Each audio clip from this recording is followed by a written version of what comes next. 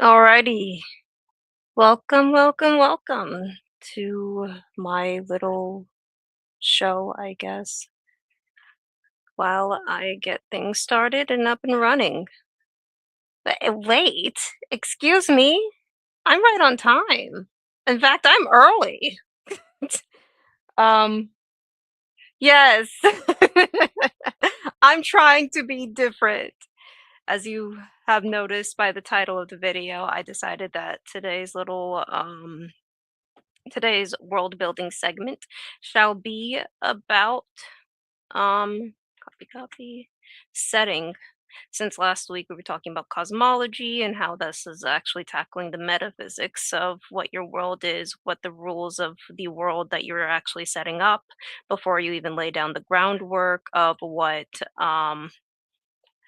uh before you even lay down the groundwork of what you're actually trying to write. um, you're trying to decide what's underneath it all. But now we're going to be talking about the setting, which is basically the stage of whatever you're going to be experiencing. Um, Here we go. The StreamYard link is right there. Vampire. Yeah, yeah. I for the gothic aesthetic that I'm going for. I like gothic literature, so I decided, yeah, little vampire things for my profile pic. Um, Anywho, let me go. I think I need to go into here. Click, click, and click. There. So whenever we're talking about setting, this is supposed to be basically the stage of your story, which depending on what kind of story that you're going for, whether it is an actual book or a series or just a TTRPG or just a video game, what you are going to need to set up and how much heavy lifting that you're going to need to set up ends up being radically different, especially when you touch any of these genres, because the setting is the scope of your entire world. Um, for me, I'm more familiar when it comes to like TTRPGs because I've been a GM on multiple occasions, um, where you have um, usually you can keep it simple by keeping it as like one location, whether it's supposed to be a town or a city or something that you design, or it could be something far more expansive. But like TTRPGs is always so difficult because it's just like you have the party that you're trying to corral 24/7, um, or just that. I guess for the first time, like one of the first things to consider is let's see. Thank you, Cypher. Yes, thank you, Cypher. Like, share, and subscribe, share with a friend, all that good stuff. Trying to build this little thing, whatever I'm doing, and try my best. I'm not used to doing it solo. Um, but yeah, so I do have like a page of notes that we're gonna go down and try to break down for each and everything. Because another thing that to really be considering is how like what utility that a setting does have um for your story. And more than anything, you have basically the baseline of it. Streamers sounds like an AI. Yeah, fuck you too, Nick. um, and first and foremost is the baseline of your setting. Basically, this is establishing the tone of what kind of story you're trying to write, almost what kind of experience that you're trying to write as well. Welcome, Shadow. What's up, lady? Nothing much. Just trying to get my setting, entire preamble set, which I think I got set. I can see. How you doing? Hey, Glacier. So, um, one of the things that I was just talking about is how when whatever kind of setting that you have, you're basically setting up the tone of the entire story and the narrative. We can have examples like I guess one of the first things that comes to mind is just like Cyberpunk 2077, if you've ever played that video game, it's intended to be almost it is dystopic right off the bat. But it's one of those settings where it's almost inspiring because you have high like playing as the character that you have high aspirations, but you're living in a city where it's just surrounded by squalor wherever you go. The disparity between wealth is obvious, where the richest, not even the rich can escape the poor in some of the job, like in some of the places where you do a job. You just like you're supposed to get in contact with somebody rich. You go into some dingy ass apartment patio, go through an elevator, and then next you know, pristine, um, like a pristine walkways as you reach it. Um, or like I guess where else? Or Hey, just Glacier, how, yeah. I want an intro video whenever I pop up. Like, I want a clip that's all me.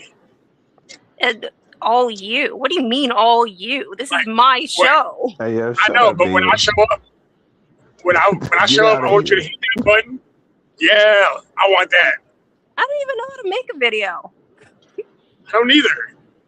Oh my But now, gosh. but now you have the mission setting. Oh my gosh. I don't know how to do that shit. I'll figure something out, I guess. Something out of AI. Um, but there is something there's that to consider.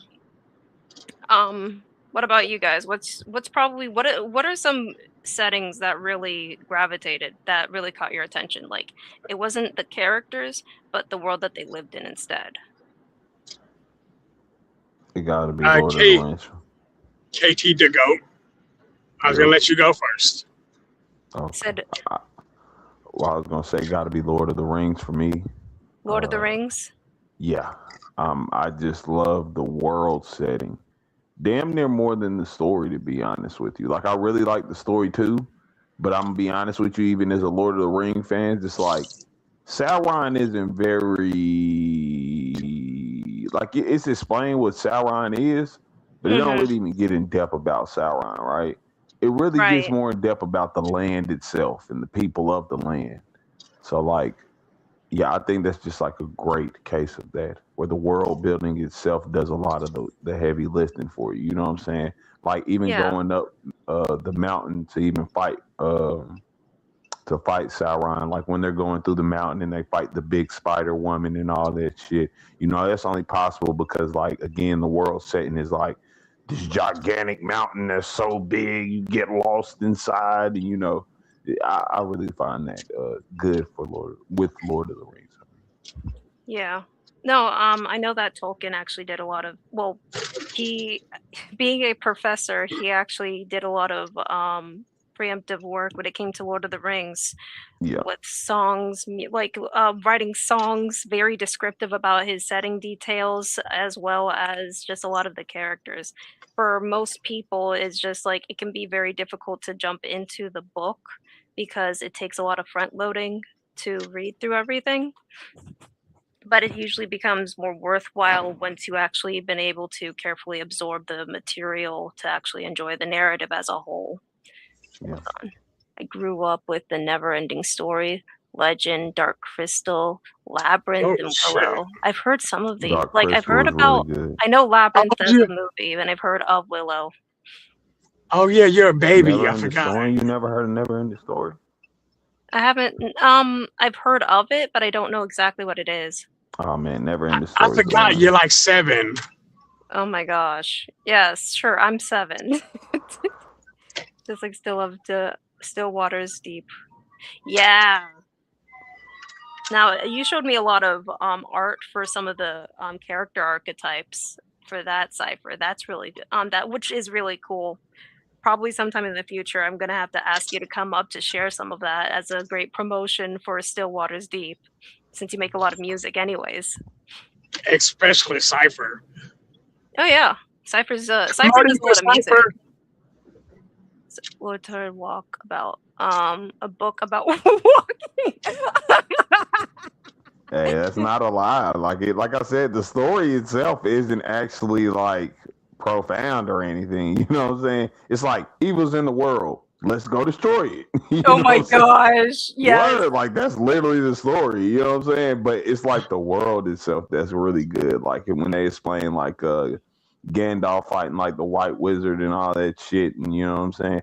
That shit's hard. I ain't gonna lie. No, that is very true. 80s fantasy was peak. I believe it. For I was sure. born in the 90s. I mean, I was born in the 90s, late 90s, but I was still born in the 90s. Nah, you can go Um, back and look at that. You know, a lot of that 80s shit still there. Yeah, Never Ending Story was good. Gold yeah, though. I know. I guess for me, I've always I grew up mainly on manga, so I really enjoyed a lot of the manga atmospheres. Like One Piece is always filled with so much wonderment, and a lot of basically it's Setting. yeah. I'm Hey talking about yo, the setting. I don't Right. want to talk about One Piece. I hate it. Oh, you hate One Piece? Yeah, Oh it's too much. It's just too much, bro. I'm sorry. Like I've been trying to watch One Piece since the day I was born, damn near. I can't finish it. I can't even get halfway through it. Like I fall asleep, I miss 19 episodes. I don't know where the oh my fuck they are all god. of a sudden. I'm like, what the fuck is this? And like, yeah, like Okay, I don't even suggest people watch it. I like reading the manga, and that's how I got through it. You get through it faster if you just Shame read on the you. manga. What? It's honest. And then Toei ends up being pretty bad when it comes to how they pace their shows at one point. I know that they got better with it, but it took them several years until they realized, maybe we need to rework how we do our how we structure our entire series, considering the fact that Oda only does that only writes three chapters a month. yeah.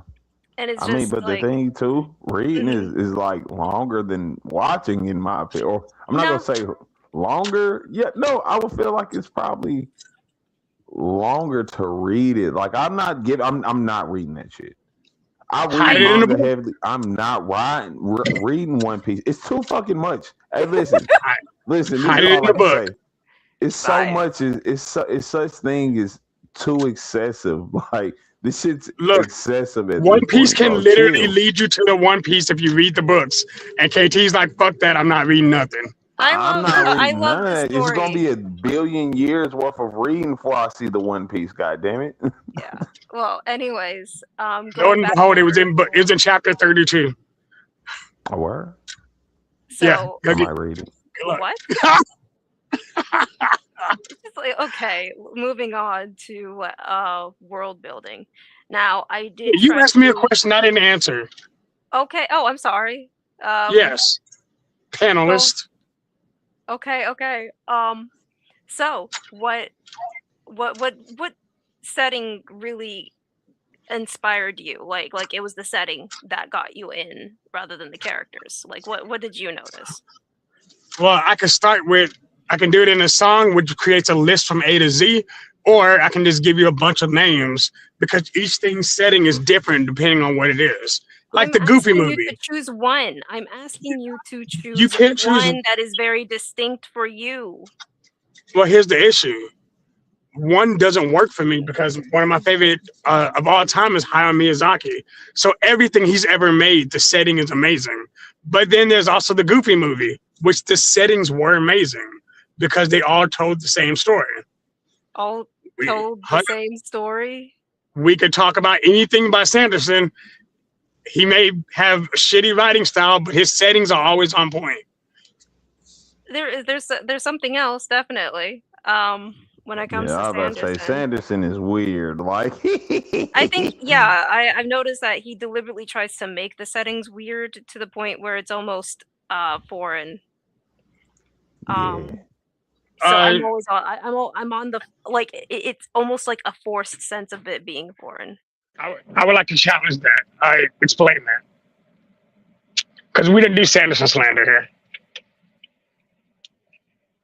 Nah, man. I Sanderson is what's my man name that Who? made Fire and Ice. Goddamn. Fire and Ice. I think I know what you're talking about. What the fuck is? Why am I The Village looking at People. this? No, why am I looking at this show and I can't remember the fucking name of it? It was a big ass hit. Fucking the Dragon Girl. Dragon Ball. No, He said Dragon Girl. My The God. Chinese. Targaryens. My Life as an American Dragon. No, Oh, where okay. are the No, no, no, no, Targaryens no. from? George R. Martin. There we go. Yes, Jake yes, Long. yes. No, he's Quiet. George R. Martin that doesn't deserve it. I'm sorry. A Song of Sh- Ice and Fire. There we go. A Song Yeah. of Ice Shaolin and Fire. Showdown. Thank you, Cypher. Thank you so much. Thank you. Yes, thank you, Cypher. I don't know why I'm having a brain fart and I just couldn't get none of it out. But yeah, Shaolin Showdown. definitely got he's like George R. that doesn't deserve it, Brandon. I'm sorry. Like I fuck with him, Jackie I fuck Chan. with Will of Time, but that man be tripping. Like, I would have to agree. When you What? compare I'm sorry, but Brandon Sanderson designs his writing style to be as bite-sized and consumable by anybody and everybody. George R. R. Yes. Martin deliberately designs his writing style to be grittier and more mature. So if Nerds. I want a story that is supposed to be more mature by design, I'm probably going to want something that is written more like George R. R. Martin. But you know what George R. R. Martin and Brandon Sanderson have in common? They both are New York Times bestsellers. They don't finish it. Oh my God. Oh God, that's why I said this man's George R. that doesn't deserve it. It's like what the fuck? Wait. I'm gonna challenge that too, because again, since we're doing Sanderson slander, I'm gonna go ahead and defend the boy. First and foremost, you Mormon hating bastards. Here's how this actually works. Yeah, nah, I don't fuck with the Mormons. I ain't even gonna lie. I ain't even know he was a Mormon. We're not gonna touch Mormons. Hey yo, if y'all trying to get in, FBL is y'all probably crazy. gotta go. That's all I gotta say. So this one, you have to walk all the way around the building, but I'm going that way anyway. But you know what? Gosh. Yeah, I'm going this way. I mean, I was There used to be an about to entrance say right there. something. Go for it. Oh my gosh. So what I was about to say is that George R. R. Martin as well as Sanderson tend to have drier prose whenever you read it. But I think Sanderson deliberately wants to make his prose as dry as possible, and it might be to his detriment. Okay. You want to say something now, Shadow? Yes, I do. Okay, So, go ahead. In regards to not finishing and settings, Skyward. So the Skyward series is not only complete, it had 5 novellas on top of it that added to the setting, that in the same setting of the same story. Mistborn has not only been completed once, he's going into the 3rd distinct setting of the Mistborn series. Because again, he writes YA fantasy novels. With that being said, the settings are easily palatable because they work. But so I'm going to continue. The Steelheart series completed because KT decided to say it doesn't ever finish. Nah, we know. No. I'm not done with you. Hold on. Like the thing about Sanderson is that he's choosing to make a monopoly on fantasy, but now he's choosing to switch it over to sci-fi. He's trying to branch into sci-fi as well, and I feel like he has the problem of over-expanding for the sake of expanding. It's just like with so many narrative tangents that he keeps creating. And it makes it very difficult for anybody to pick up his novels. And now there's a problem where I'm a bit worried about the level of quality that his novels will be coming out, because one of the things that he absolutely hates when it comes to the craft of writing is editing. And sometimes he expands too much just for the sake of expansion, and he doesn't know how to make it concise. And that was the problem that was voiced with a lot of people who were reading the 5th book of the King Killer's Chronic. No, Stormlight Archives. Sorry, Stormlight Archives. I shouldn't be mixing up genres, because you were just making up words. The last book was a lot of pages, but more importantly, the people who read the book found it to be a slog when they read it. And that's one of the things that you have to be very careful about whenever you are writing a narrative. I agree with that. So, Mhm. ironically, the fifth book of the Stormlight Archives, which is, I believe it's Words of Radiance. No, Yes. Words of Radiance is 4. Wait, oh shit. Winds of Truth. Winds of Truth. Okay. Because again, I have read everything that Sanderson has ever put his name on. I actually agree. Just like the fifth book of Pierce Brown's Red Rising series, the fifth book of the Red Rising series was garbage. Absolute basura. And nothing is good about that book. He killed off characters that probably shouldn't have been killed off yet. He killed them in a way that didn't make sense. Anyway, if you haven't read the Red Rising series, its setting is beautiful. Because, again, I love these genres. Hold on. That's supposed to be a sci-fi, right?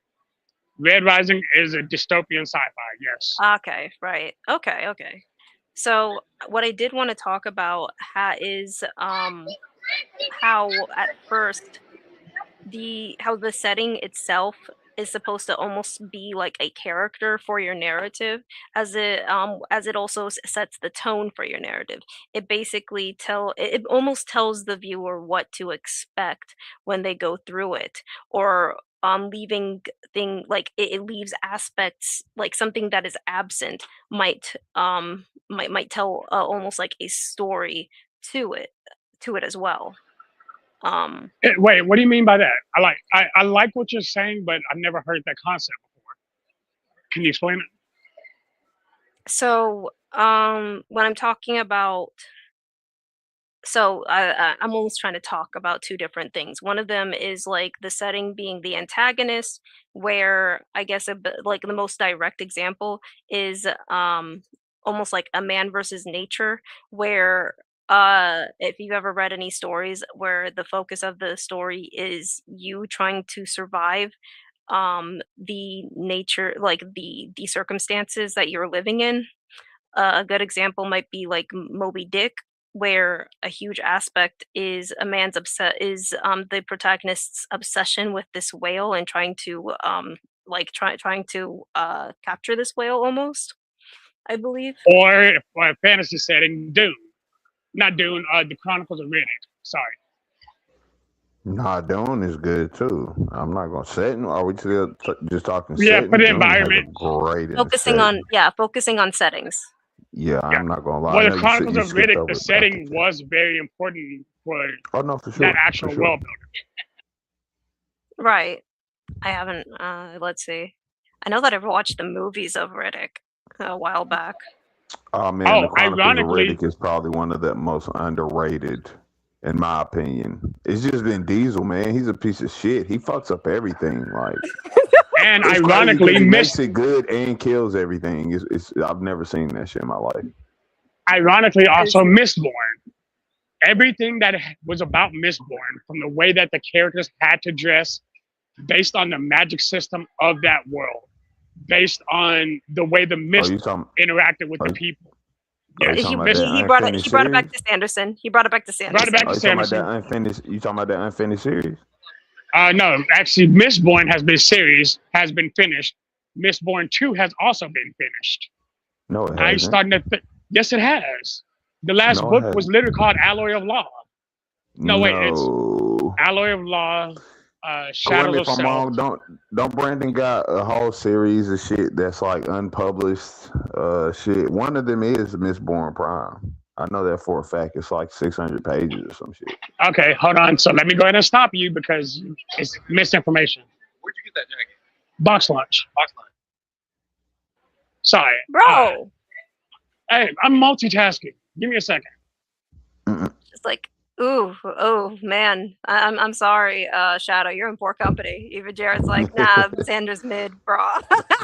Yeah, Sanderson and my coats. But nah, I was gonna say, even though we're not there yet, if I can real quick, I think another part of setting that I would say personally I've been inserting in my story lately is like I guess you could say the economics of a world. Yes. I'm starting to realize that that's um well, either you could say the religious basis, the economic base, just how the How functionality the of the world people goes. moves.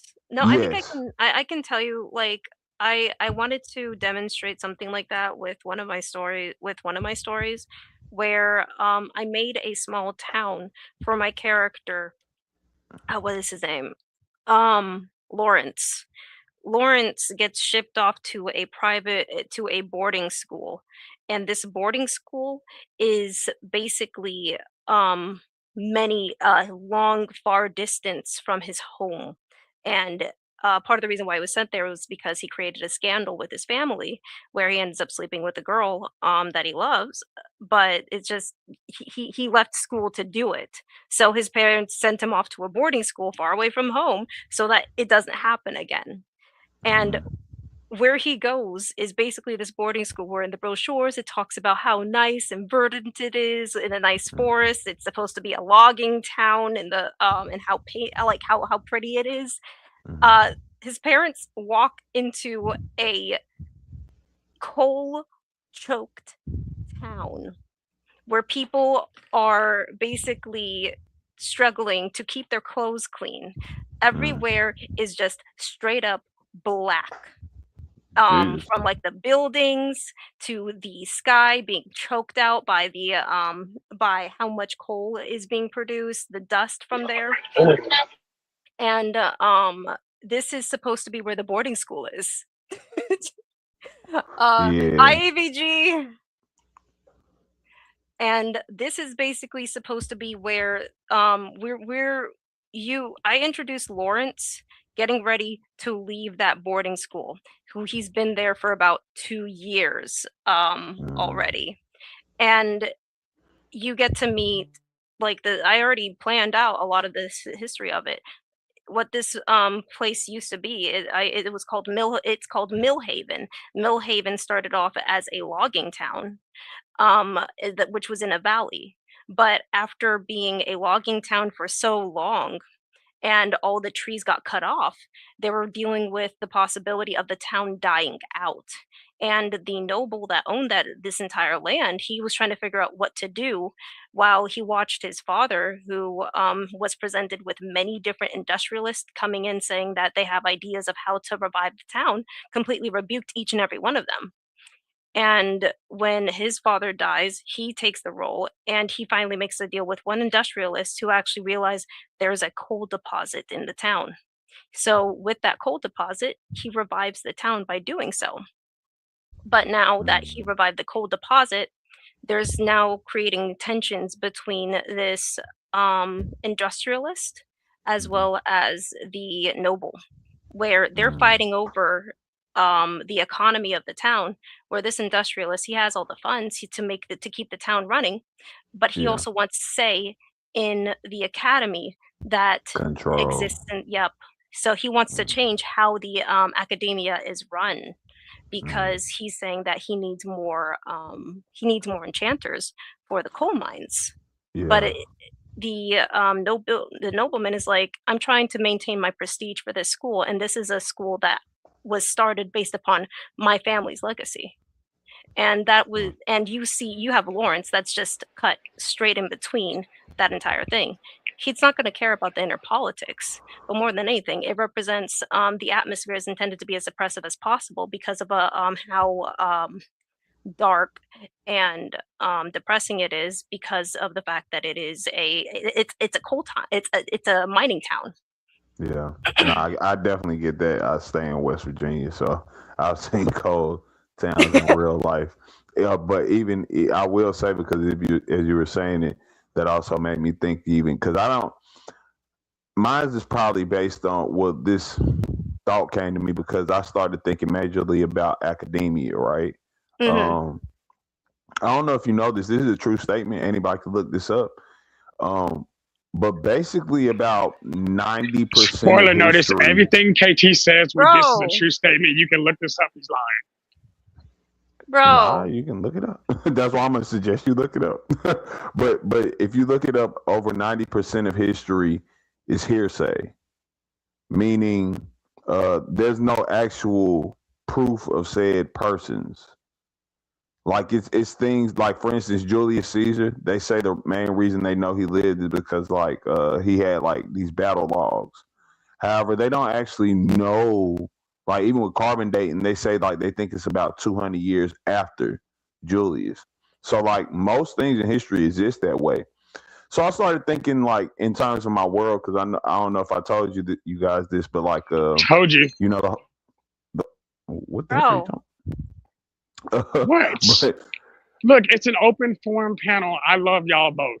So I gotta throw eggs at KT whenever he's gaslighting. He's trying to gaslight us on history right hold on, now. Hey, hold you, on. ma'am. Now I think I understand part of what KT is saying where um if you know about Sun Tzu, uh like Of course I know Sun Tzu. no, Sun Tzu. Okay, do you Go, understand don't that play he's with me. actually do you understand that he's actually a mythical figure about in China yeah, where his logs are technically a compilation of many successful generals creating a book of that was known as Art of War. yeah. Yes, He's not actually real, but we've he had the represents conversation about Art of War. Also, like Alexander the Great. yeah. That's a really good one. Alexander the Great is nobody in Alexander the Great's timeline who actually talks about Alexander the Great. Everything about Alexander the Great comes about 100, 200 years after he's supposed to be living and dead. So, Wait, like, what? How y'all yeah, can look it gaslight up. the world like this? It's not gas. You can look it up. What No, you got to read? Alexander What the you got to Great read? actually, hold up. Alexander the Great actually did exist. Like, that No, I'm not. empire literally is a, sir. So listen, Okay, I'm listening. listen. History. Do you know like what historical fact is? What well, when it comes to history, you want to like proper historians try to collect primary resources as a way of understanding the time period, which Hmm. is always difficult depending on one, the time period that they're living in, and two, Hmm. the language barriers that you have to deal with. It's very Yes. difficult to try to find proper historical accounts because majority of whatever is written is probably going to be archived in a specific location unless you get lucky that and they start posting it online. Hmm. Um, And the but other thing I was trying to say was real quick was just that with historical facts, you don't actually have to have like how they say Jesus is factually a historical figure. Don't want to make anybody mad here, please don't. I'm not down talking Jesus or anything, but like how the He's about to books cause in a the war. Bible, I mean, whatever. How the books in the Bible are supposed to be written by the apostles or whatever, with certain ones, but most of them are written after they're literally off the earth. They just yeah, say like this is the book of Matthew. You know what I'm saying? But it's no actual fact that Matthew authored that at all. Like, you know what I'm saying? I'm just saying most of history exists like that. That is a fact. Most of history until basically the 1500s, like that's when we started getting like real comprehensive records, or basically like how'd you say, like more verifiable things, Hey, but I'm because they sending say you a chime. We got to shoot KT. I got a bullet for him now. No, I'm joking. uh, you understand why that is when it says specifically the 1500s, right? yeah, that basically says like the Renaissance. You know, when we now getting into arts and we wanna start keeping more records is kind of how they Oh, insinuate no, it. no, Which no. I'm talking about practicality. So one of the biggest things to deal with is that paper doesn't last that long. for sure. And the earliest models of paper, when you're using things like papyrus and reeds, at best, when you are trying to take care of them as well as possible, Mhm. it's it lasts for about 300 years and then they disintegrate. For The sure. thing that changed everything is that by the 1500s you had the printing press, so you have Yeah, for written sure. accounts that were spread far widely. Before I continue, hi Nick. um I'm sorry for holding you up for so long. Why don't you say hi, Nick? Is your Totally was mic not muted? There we go. was totally not talking while my mic was on. That is misinformation. Misinformation. I mean, nobody I was love making accusations, misinformation. man. I was making all the accusations. I will just behave mostly and allow more intelligent people to talk, unless I feel like speaking. Okay, just wanted to make sure. So like I was saying, now during the 1500s, what was radically different is that the control of information with the printing, with the Gutenberg printing press, it started a wildfire of a lot of books being produced. And I believe, I'll need to check, but I think paper became a lot more widely accessible, at least for Europe in particular. They managed to find a way of producing paper. Um, to for they managed to find a way of successfully producing paper because I think they started exploring outside of Europe. Yeah, we killed all the wee Yeah. tree people. We killed the wee tree people, and then we realized that when you do that, they turn into these thin sheets of things that we can throw black smudge on, or even Yeah, shut blood, the hell and then start up. recording. Hey, don't you What hate on the the wee hell? people? I will say though, also history, like even though they don't really talk about it, like if you pay attention, they'll say around like 1 AD, most people are like illiterate, and that's like a common misnomer. Because if we're being frank, it was more like Europe was mostly illiterate. See, Africa, they were like in very small communities. They made their own languages basically. Even if something gets outside of that community, it usually goes like regional. It wasn't like there was no what was my man name for England? Who united England? It was no one conqueror who united Africa King ever. George. Yeah, King George. So it was no Was like it King King George? George for Africa. Yeah. Yes. Oh yeah, so they just kept their records more Well, local and kept like that's why like Egypt is some of, but it goes a lot into colonization also. I'm not gonna lie, it seems like they chose to get a real lot. But anyway, the only reason I was bringing this up because in the book I had decided, well, looking at that basis, what if when the world changes, because I was telling you guys like they have an opportunity to basically choose how the world is now being led after this certain situation happens. So I've chose to make it where they're basically going to start. I guess you could say it's a religion. It's more of an academia, but it is like a basis of life, and it's called like 10%. The 10%. So it's basing KT, question. things around that 10%. hmm KT, settings question. Because have you heard of the Dahomey? That the homie. Yeah, Dahomey. Yes. So you know who the fawn of Dahomey is, right? No. The fawn of Dahomey were those female warriors. Mm. Them and Shaka Zulu both gave it a pretty good shot. Oh yeah, for sure.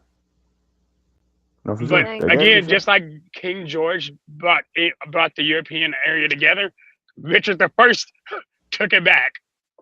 So No, for every sure. time, the only reason I gave that little pushback is because technically speaking, Africa did have one of those, did have our own King George. Just Nah, we King had George was able attempts to at do our it more King effectively. George. I'm not even I gonna say mean, more because you gotta think about it. Europe in countryside, like as a whole country, is smaller than Africa, like by far. Yes, It's really hard to goddamn take over such a map. Like I know a map doesn't show it, but Africa is known to be the biggest continent in the world. So, it well, is. besides Antarctica, technically. Anywho, moving back to settings. I mean, technically history is a great part of the setting, but I think Mhm. focusing on the a history of a setting, or rather lore of a setting, will have to be a topic of its own. well, For Um, sure. Glacier, let me yes. step. Can I step into setting real quick? Because I actually have reference to what I did today. Because over the weekend Okay. I've been rewriting the Gaia Chronicles, the prequels. The reason I had to write the prequels is because I didn't set my settings well. So Yes. in my world, we have no economy. The economy What? of the Gaia Chronicles is Rift, is your resonating eternal force. It's the thing that is inside you that you can use to create whatever you need. For water titans, it's water and ice. For fire titans, it's fire. For earth titans, it's diamonds and gems. But if somebody who's a high titan can just create diamonds, diamonds ultimately become worthless because they can get generated whenever they're needed, right? Mm, So uh-huh. how do you pay people to hunt those people? You pay them in the energy source of the world, i.e., riff. I didn't think to create that finance. I didn't think to use energy uh, as a currency because it didn't make any sense. I was like, well, if anybody could just train and get stronger, but what if you can't get stronger by training? It has to be given to you. You have to collect it through taking someone else's, almost a form of vampirism. Mm, But that becomes an economy in itself. So my lack of economy is actually a story in itself. that is actually pretty interesting. See? You thought I Yeah. was just gonna derail. I mean, 50-50, yeah. Yeah, yeah, that's about right. So, like I said, another consideration is what I mean. Um, the other tangent that I wanted to go over was the Tangents. idea where, yes, tangent, because lore is a big topic. Um, Another aspect that I wanted to focus on was this idea where Claude puts it as negative space world building, which is deliberately like leaving something that is deliberately absent in the world as a way of creating questions. Like the more that you spend time in the setting, the more that you're starting to realize things. It's just like when improperly done and say like a TTRPG, uh the setting ends up feeling stagnant because the populace isn't doing anything whatsoever. Like there aren't any festivities, you don't see any kids running around, or just like it's missing certain aspects that makes the town run, such as like whatever it is. To now, there are times where it could be effectively done, where you actually take into consideration like if something in particular is missing, say like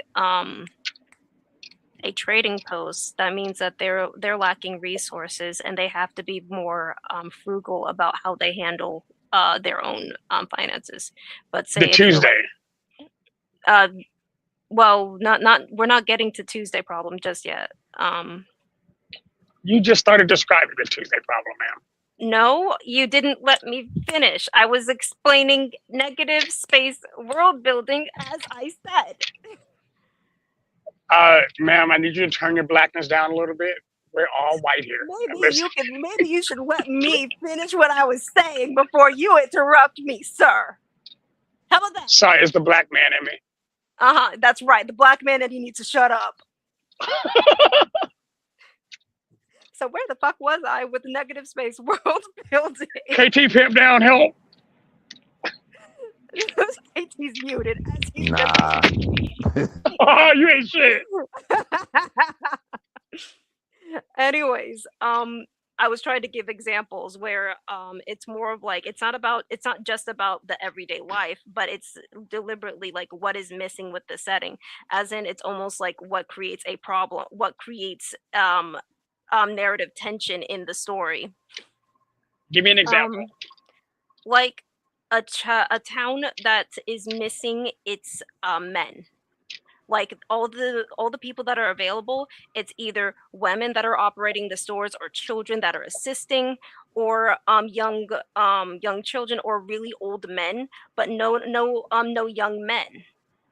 So Are you what? promoting a feminist story? No, I'm promoting something that actually happened throughout history.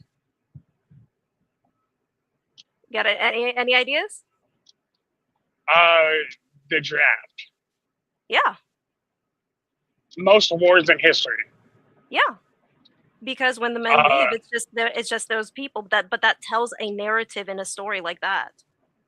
And what happens if there's like if you have all these different people but no children? people come in and never mind. I'm talking about a setting.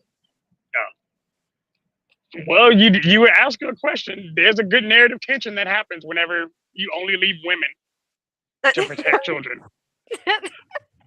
Typically, more children are made. But yeah, Historical fact. but basically it's more of like what is missing in the story, what is missing in the setting creates a narrative of its own, or just a sense of tension in the story of its own. It's people getting ready to exercise the Force doctrine. Uh-huh. We're getting ahead of ourselves. But do Wait, you, how? Wait, would that not actually be a well, part you're of the talking, narrative tension? okay, but we're talking about settings in particular, not specifically the narrative as a whole. You're Right, you're but you're already talking about a hold narrative on.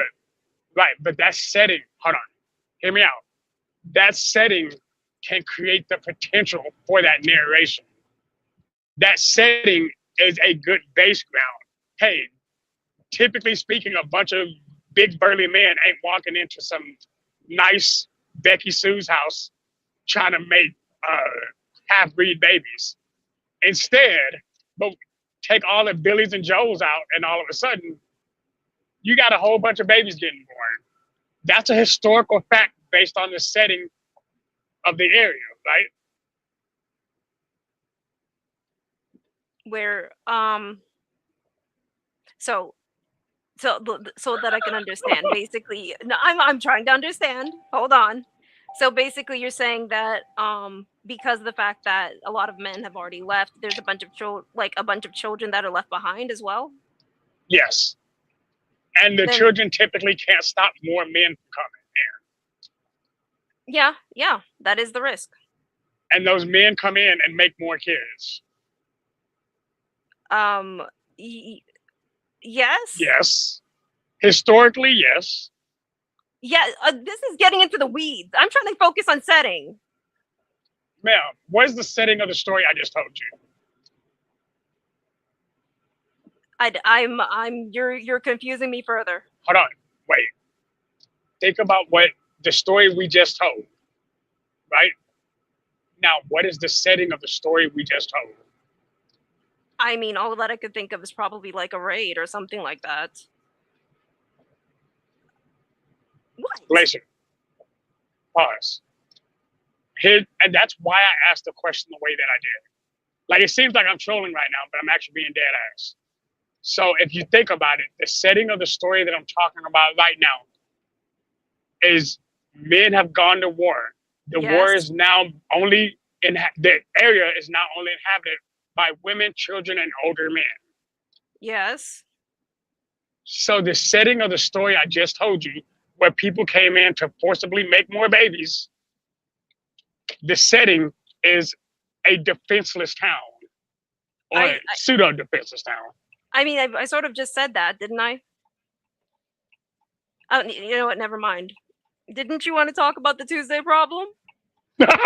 No, man. Okay, sure. Okay. Oh, okay. You want to go to Tuesday? Let's go to Tuesday. I don't think KT knows what Tuesday is. KT, do you know what Tuesday is? And if you say the day of the week, you're fired. I don't know. KT might have stepped away from his mic.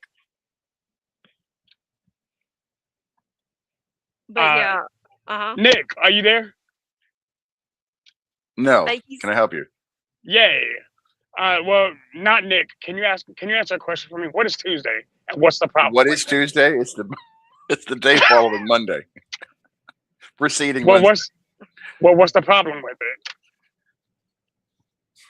I don't. This isn't. You got fair. me. You got me. Fair. This is ridiculous, Shadow. Okay. Like, Glacier. Okay. Well, Glacier, yes? What is the Tuesday problem? Oh my since gosh. You know everything. Well, he can't. Since Nick just got it wrong. Oh my gosh. Shadow problematic. There, I said it. So the Tuesday problem is basically trying to decide what does a normal day actually look like in your setting. What is the baseline? What is how does the town usually function? Time scale? Is that what we're talking about, or not time scale? Like as a base, like what do they normally do? You're referring to a calendar and like maybe holidays or cultural practices or time off or not time off. More like Glacier, turn it up.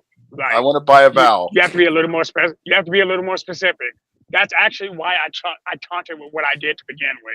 You're not wrong, but the way you explained it is, so how does a town typically function?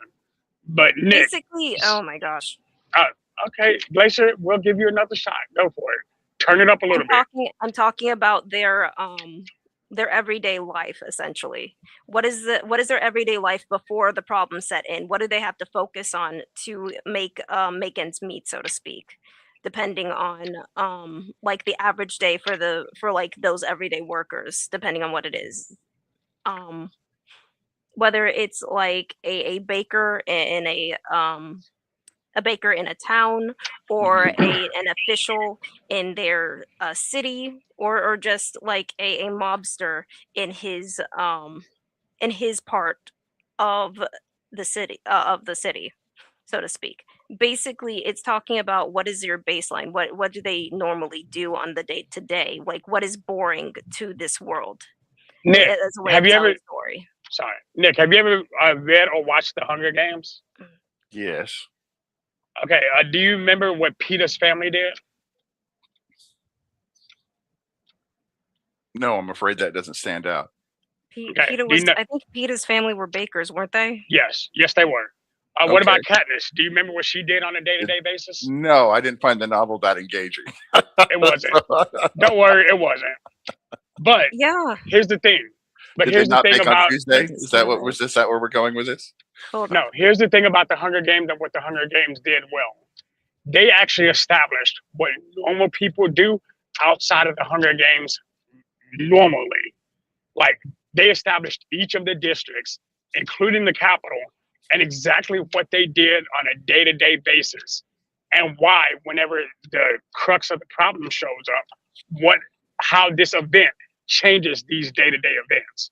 A lot of novelists, a lot of writers don't, even game makers, don't describe the Monday through Friday non-chaotic world, which is what Glacier just said. And I brought up Well, Hunger Games because it's one of the simplest explanations. okay, well then my restatement, are we speaking for a novel or a TTRPG? What kind of narrative are we world building setting, because it makes a difference? I wanted to Well, do both. I wanted to describe both actually, Well, because both would have different applications and different implications. I know you, Nick, you would be better off explaining TTRPGs, like trying to establish a baseline for a TTRPG better Well, because there you is have a a lot more fundamental practice. difference between world building for a novel and a TTRPG, because it is a voluntary choice. When you're reading a novel, you're making the choice to pick that book up.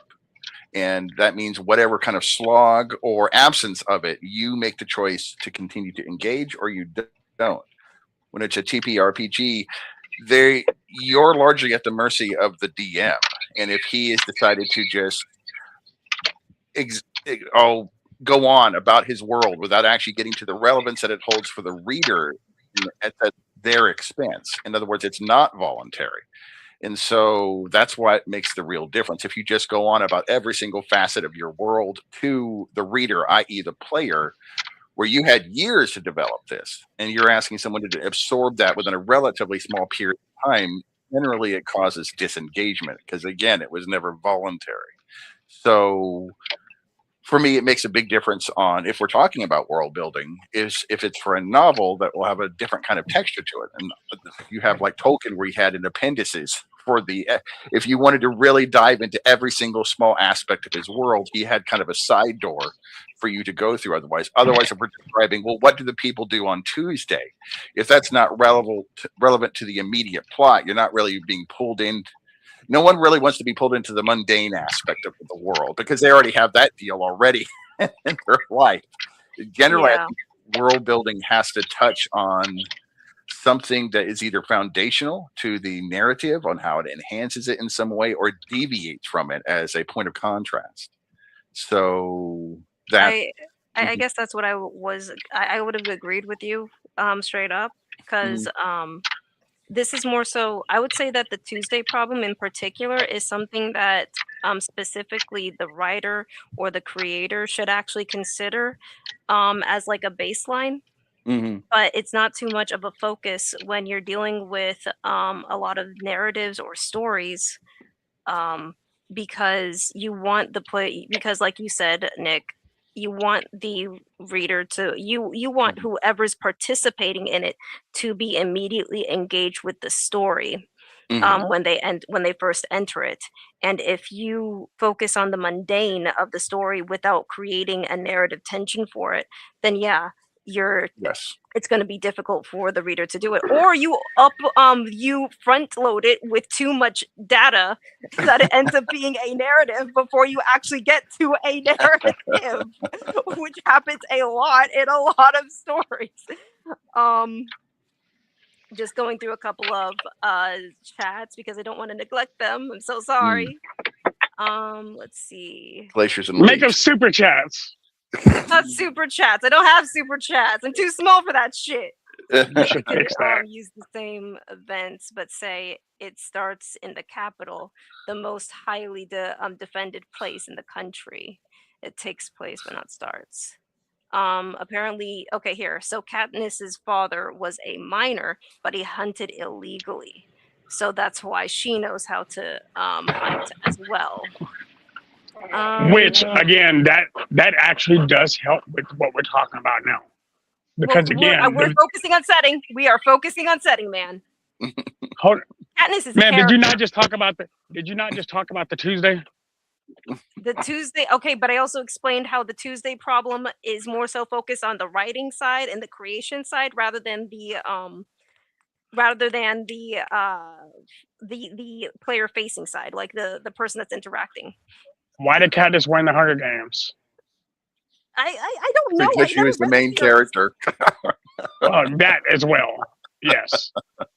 Because she did have some plot armor that didn't make any sense. But because of what she did on a day-to-day basis, because she did in fact learn to hunt and shoot in a very from day to day. It's just everything she knew how to do. She had to feed her family, so her day-to-day activity was going out hunting. I think you're confusing backstory with world building. Oh, sorry. Is Yeah. backstory and world building? No, I guess not. No. Well, you're confusing backstory with setting is the bigger thing because we want to focus There on we go. the actual world. We're focusing the world and the playground that they're living in, and yeah, it would be more so like Katniss, like demonstrating like the setting itself, like the fact that Katniss is grabbing her bow, that the clothes that she's wearing is riddled with stains, and she has to carry it. It's the only thing that she has, like how she chooses to take care of herself, and then just the fact that where she lives is a mining town, and she travels and how far of a distance that she's traveling. It's focusing on what kind of world that she's living in, and using the setting in itself to tell that story. The same way is just like where with Lawrence, he's traveling the lengths of the town, trying to make sure that his clothes stays clean, even though the entire place that he's living in is a mining town, and everywhere that he goes, every single building is just covered in soot.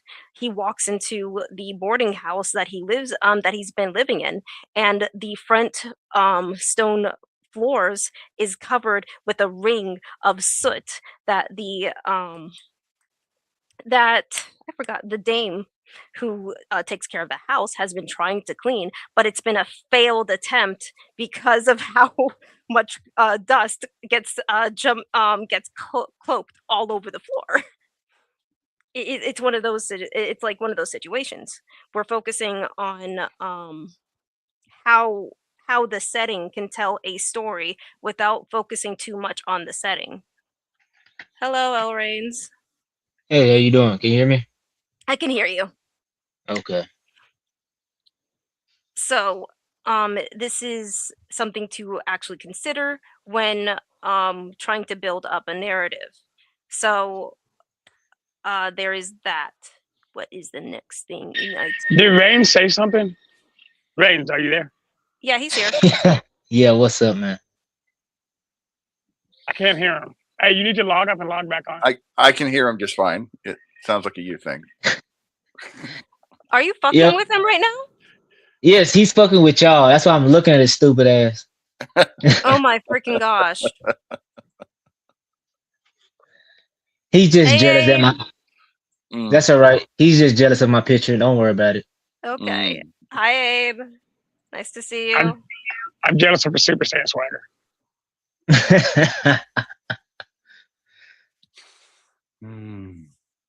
So you were saying, Glacier? That was world building because it's built on the next book. Hold on. Let me read a couple of these Yeah. super chats. Well, these chats again. So they tricked the game master into saving her and PETA because they had to have a winner and they were ready to end them both for no winner. Yes. So basically they rigged they played against the system, ruining their entertainment by threatening to kill both of themselves. Yeah. And that world building built the next book into a greater part of the politics of the game. Yeah. Yeah. Very simplistic narrative. It was just effectively done. Hold on. So, I swear I was anywho, agreeing with that. you were. Just because y'all think I'm trolling most of the time, you got to keep in mind, I love you guys. Like, I'm not intentionally going to derail us. If I derail us, it's for a particular reason. Let me get this right. So y'all talking about the Hunger Games, correct? No, No, we're we're talking talking about about setting. settings. Settings? Okay. I just brought up the Hunger Games. Because why would you bring up the Hunger Games for its settings? Does the Hunger Games have a setting? It does have a setting, but it slightly shifts. What's the setting? Like, I what is mean, the settings of the Hunger Games? Hell, the Hunger Games is a setting of almost like poverty, how you can just basically be just controlled. That's all it really was All right. talking about. It was Oh, actually, Glacier, this is actually a really yes. good thing. This is why I Yes. enjoy when we have people come up. Actually, what you just described was the theme of the Hunger Games. Oh shit. Wait, no. We're not talking about theme. I know. We're not talking about theme. Okay. What is that? Oh, is that a dog? Yeah, Zuko, chill. I thought that was you for a moment, but okay. It is, I'm a Anyways. dog. So, I think another thing to actually consider is whenever you do try to build a setting. Oh, hi Firefly. I got anyways, whenever you do try to build a setting, you have to consider it's one of those things where you have to do some background research about what kind of setting that you're building and how expansive you want it to be. Or else there ends up being like a dissonance. And from what it was described, it's more of like it's called how Claude described it as like scale dissonance. So basically like you don't make very clear defining terms of what the setting actually is or how big the setting is. It's just like you say people say that this is supposed to be a kingdom, but the amount of people that are in the area is just like at best almost like a town or a village where you don't really have as much of a populace. Or you're saying that this is supposed to be a journey, but the journey takes only like a few days. I think this ends up being more of like I guess for like TTRPGs, how sometimes you end up fast traveling and skipping a lot of the narrative, skipping a lot of the travel distances for the purposes of the story. Or there's almost like it almost feels like you jumping from place to place that only takes like a few days when it's supposed to feel like it's like a couple of months. Or making sure that you're trying to establish a baseline, like when you fail to establish a baseline for your narrative where I guess you have a map in your story, and sometimes readers like to look back at the map of how quickly people have traveled, and where you see one location at one end of the map and then another location at the other end of the map, and it's like a huge swath of land, but the protagonists of the story managed to travel, basically jump to that distance in a matter of days when it seems like it should have taken like weeks or months. So you're saying that basically travel, particularly large scale, is an opportunity to present world building in terms of the narrative? Yes. and trying to make sure like to create like a consistency with that as well. Well, excuse if I jumped in later in the stream and you already answered this, then I do apologize. But I was curious, in your opinion, what is if we're talking about presentation of world building, are we talking about presentation or just world building in general before it's presented to the reader? That's something I was wanted to quickly define. More so presentation, because Okay. setting is sort of like setting's more of like the presentation, what the player will see, what whoever is interacting with it will see. In terms of presentation, then, what would you say is your first most important rule when trying to immerse the reader in the setting of a world? What's the most impressive? What if you the first impression? What would you say the ground rules to you are? When it comes to first impressions, I would say the tone would be would be the first thing to actually consider. Like, what kind of atmosphere do you want people to receive when they first enter the world that enter the world that you built? Okay, establishing that tone is a good idea. A good, it's important, but let's say that they understand it's like, for example, a dystopian sci-fi or a lore-based fantasy. Once you've established that, chapter one or introduction, is there a volume or is there a style of presentation or a style of narrative in which you want to make the reader aware of some of the more important aspects of the setting, whether it's cultural or history or things like that? Um, I'd say that the culture would be the next best thing, because culture is something that whatever the character, whoever the character is, I guess for me, because I am character focused, the first thing that they're going to interact is whatever culture is present with the narrative, whatever the norms are of the narrative as the story ends up hitting the character. And then you'd probably say then historical aspects is something that would probably be slowly parceled out over Yeah. the story rather than just a giant monologue at the beginning. Yes. Right. I agree with that. Mm-hmm, mm-hmm. Right. And then that's because you brought up travels, that often presents a good opportunity to try to unveil, if not some of the geographical features or some of the history during the travel. Because you are right, time jumps can be off-putting in a lot of narratives. And Yeah. so, Off-putting and then disorienting. I think like honestly, I think like Arcane season 2 was probably the worst about it. I don't know how mhm. much time passed in that Whoa, story. whoa. Niggers, don't you start. Yes. Me and you are really Hey, don't me and you attack are finna go. Arcane. I mean, I'm not attacking Arcane. I'm attacking season 2 of Arcane. You mean the best season of Arcane? No. What? All right, man. What was the setting of Arcane season 2? Hot take. Mm. I mean, it was still in Piltover, but I'm saying how time travel throughout this throughout chapter 2 season 2 of Arcane was done atrociously. How so? It was actually fairly clear. She used an No, it wasn't. extreme word. Mm. She used, and she said, "Man, she did not like it." There were certain Wow. events that took place where I ended up having to question, wait, how much time has passed between certain things? Where say Xander. Wait, what is his name? Xander?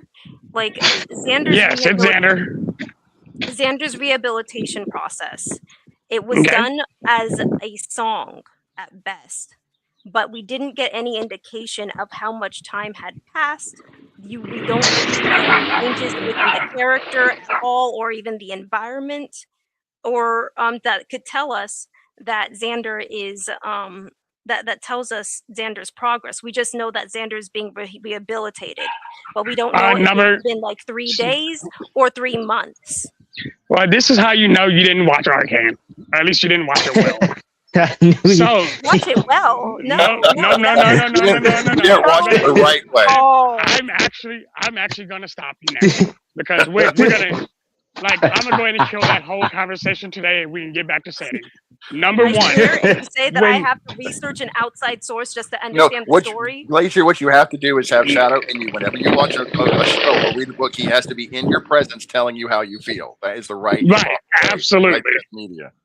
Absolutely, Wow. because she clearly This is can't watch things impressive. right. This is so oppressive. So, well, so let me explain this. First and foremost, we understand that Vander, because Vander had been killed on the bridge in episode 1, right? So Vander was already dead. Okay, yeah, I Vi, understand that. Vi We're did an focusing on entire season prison 2. sentence. Hold on. Vi did an entire prison sentence in Piltover during the times Vander was being rehabilitated.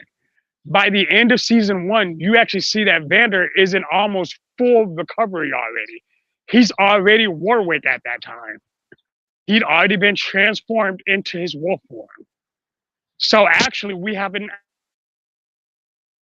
good. Hello? And that answer, yes.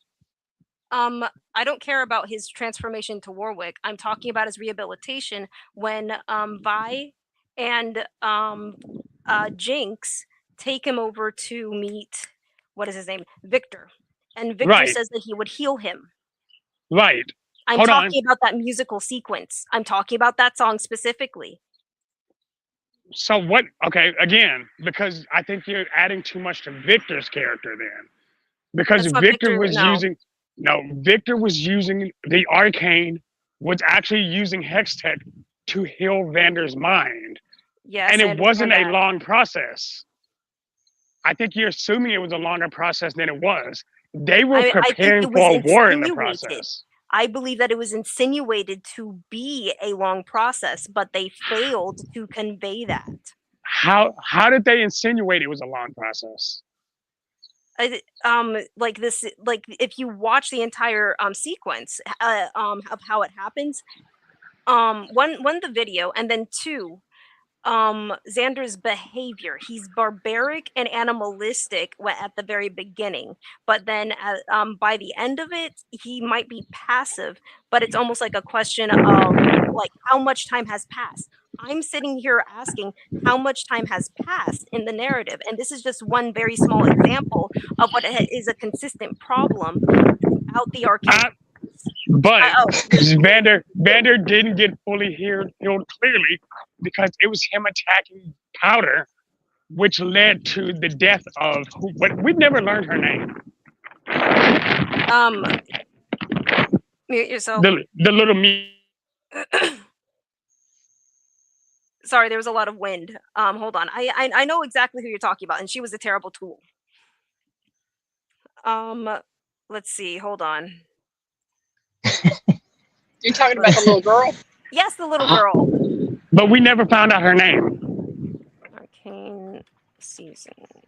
No, not season 3. Season 2 and timeline. Ooh, okay, there we go. Oh, Shadow, I'm gonna be working on your edits here So- pretty soon.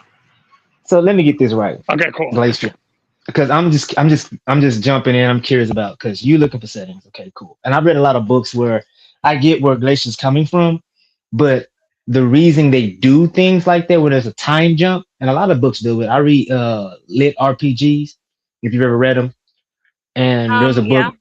Okay, so there's a book called Awakening Online, and a little summary about it is basically a boy gets a video game, he plays it, and they make a game where the AI creates the world. Mm-hmm.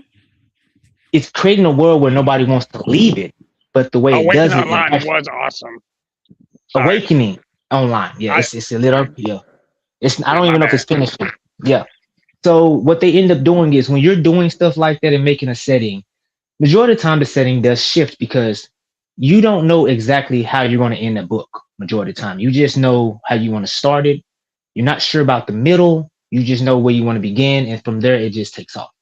So when you start making stuff and you realize you don't want to add too much detour and have a reader, basically some readers, because majority of readers, they really want action really quickly, or they want the dramatic, or they don't want too much dramatic. Because I know you've seen movies where it's like, okay, I've seen this before. You're prolonging certain things to happen. Let's just get to it.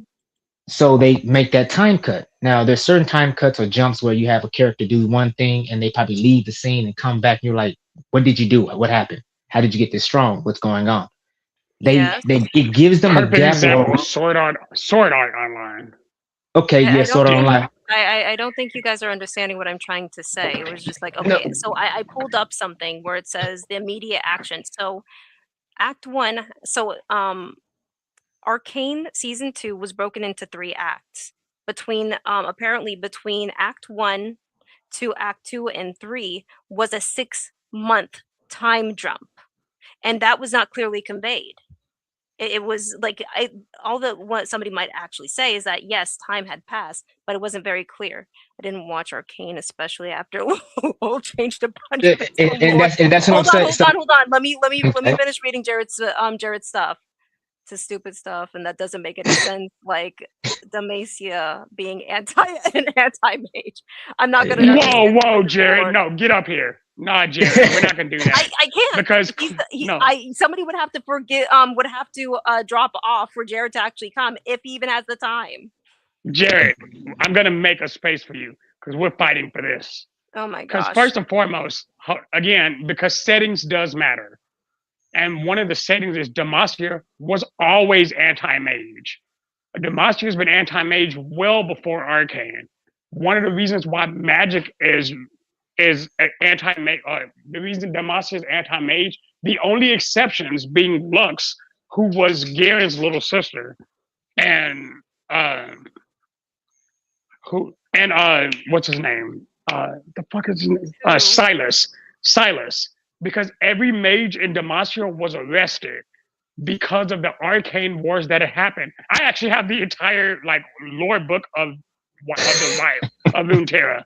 So yeah, I actually love this conversation because it actually does clear up the setting. A while back, League of Legends used to do actual character profiles with everything that they did. And then at one point, they just stopped doing it because they started realizing, hey, we can actually sell the books. Well, boom. League of Legends Realm of Runeterra will actually explain all of that to you. Okay, that's nice, but I'm not Hold going on. to use a. Girl. I'm trying to bring it back. Okay.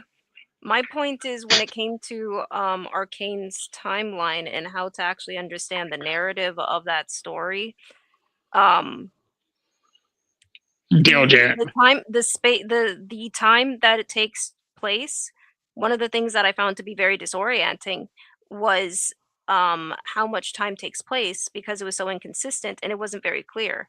The fact that there was a 6-month time, technically a 6-month time jump between Acts 1 to Acts 2 and 3, and I can't even find anybody confirming how much time has passed between Acts 2 and 3 is very it's almost annoying because it's just like I'm trying to think how long was season 2 in total, and I'm not even finding that online after the show has been out for what, almost a year and a half at least.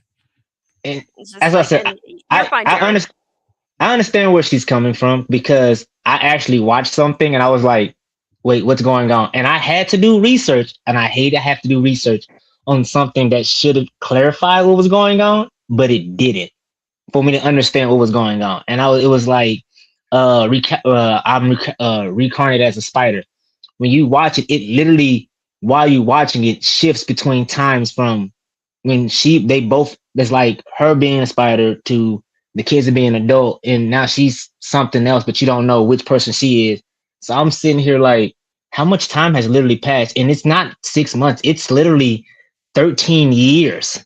And I'm confused. And I'm like, okay. And when I looked it up, it literally explained while looking it up, like, yes, it's very, it explained it. Once you look it up and search, it says, this can be confusing because we did not explain until later on later down the storyline, maybe like the end of season 1, that it was a jump. It doesn't explain it in the beginning, and it's confusing, and people can I don't want to watch this no more. It can kill a story sometimes. Yeah, no. I know that much, and I've basically another another example of this, Nick. You'll know what I'm talking about when I mention it.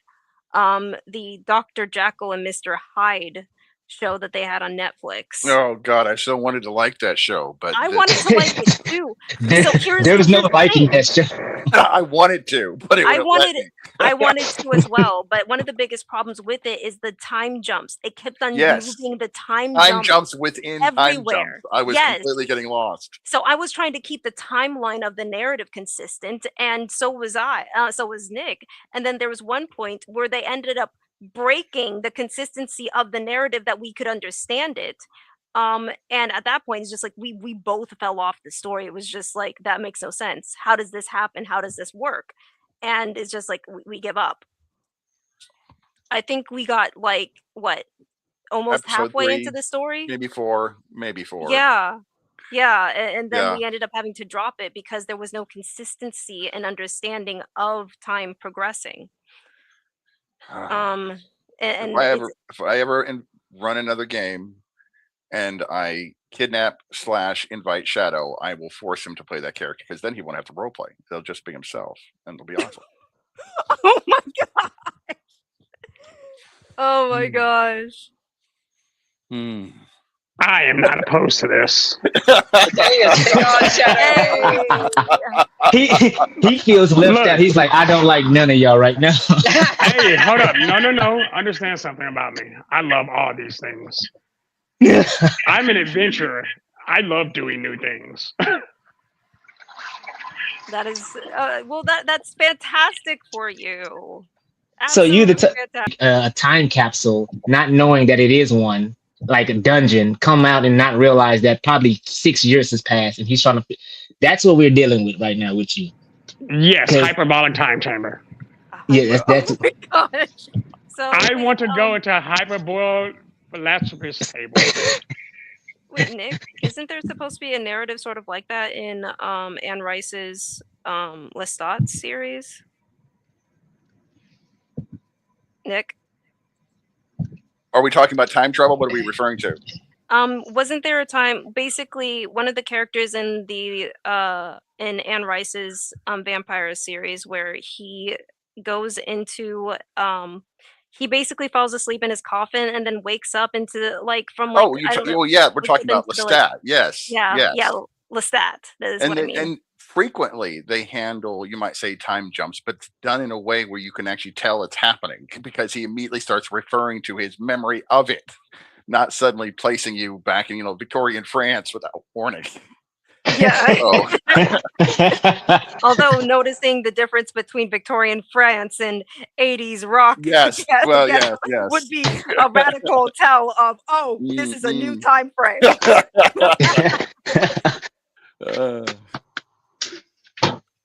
But I will say this is one of the reasons I love Anne Rice's books is you can tell she's done some history, and not just history, cultural research, because he often reflects on how marvelous the modern perspective is on there are so many things that were perceived as just the norm, as new causes for justice, to the point where it's just an accepted standard. Like it talked about in the morning, the street sweepers don't come in and drag the corpses out of the alleyways anymore. Poverty and hunger have almost been eliminated. Even the beggars of your time eat well. And he's just describing the different aspects of how human perception has changed from an author's standpoint, which you want to talk about setting. That was an excellent way to ground the transition between the ancient world and then the new world. That is essentially what that character's perception is, as being immortal and having to accept that transition and then marveling at it.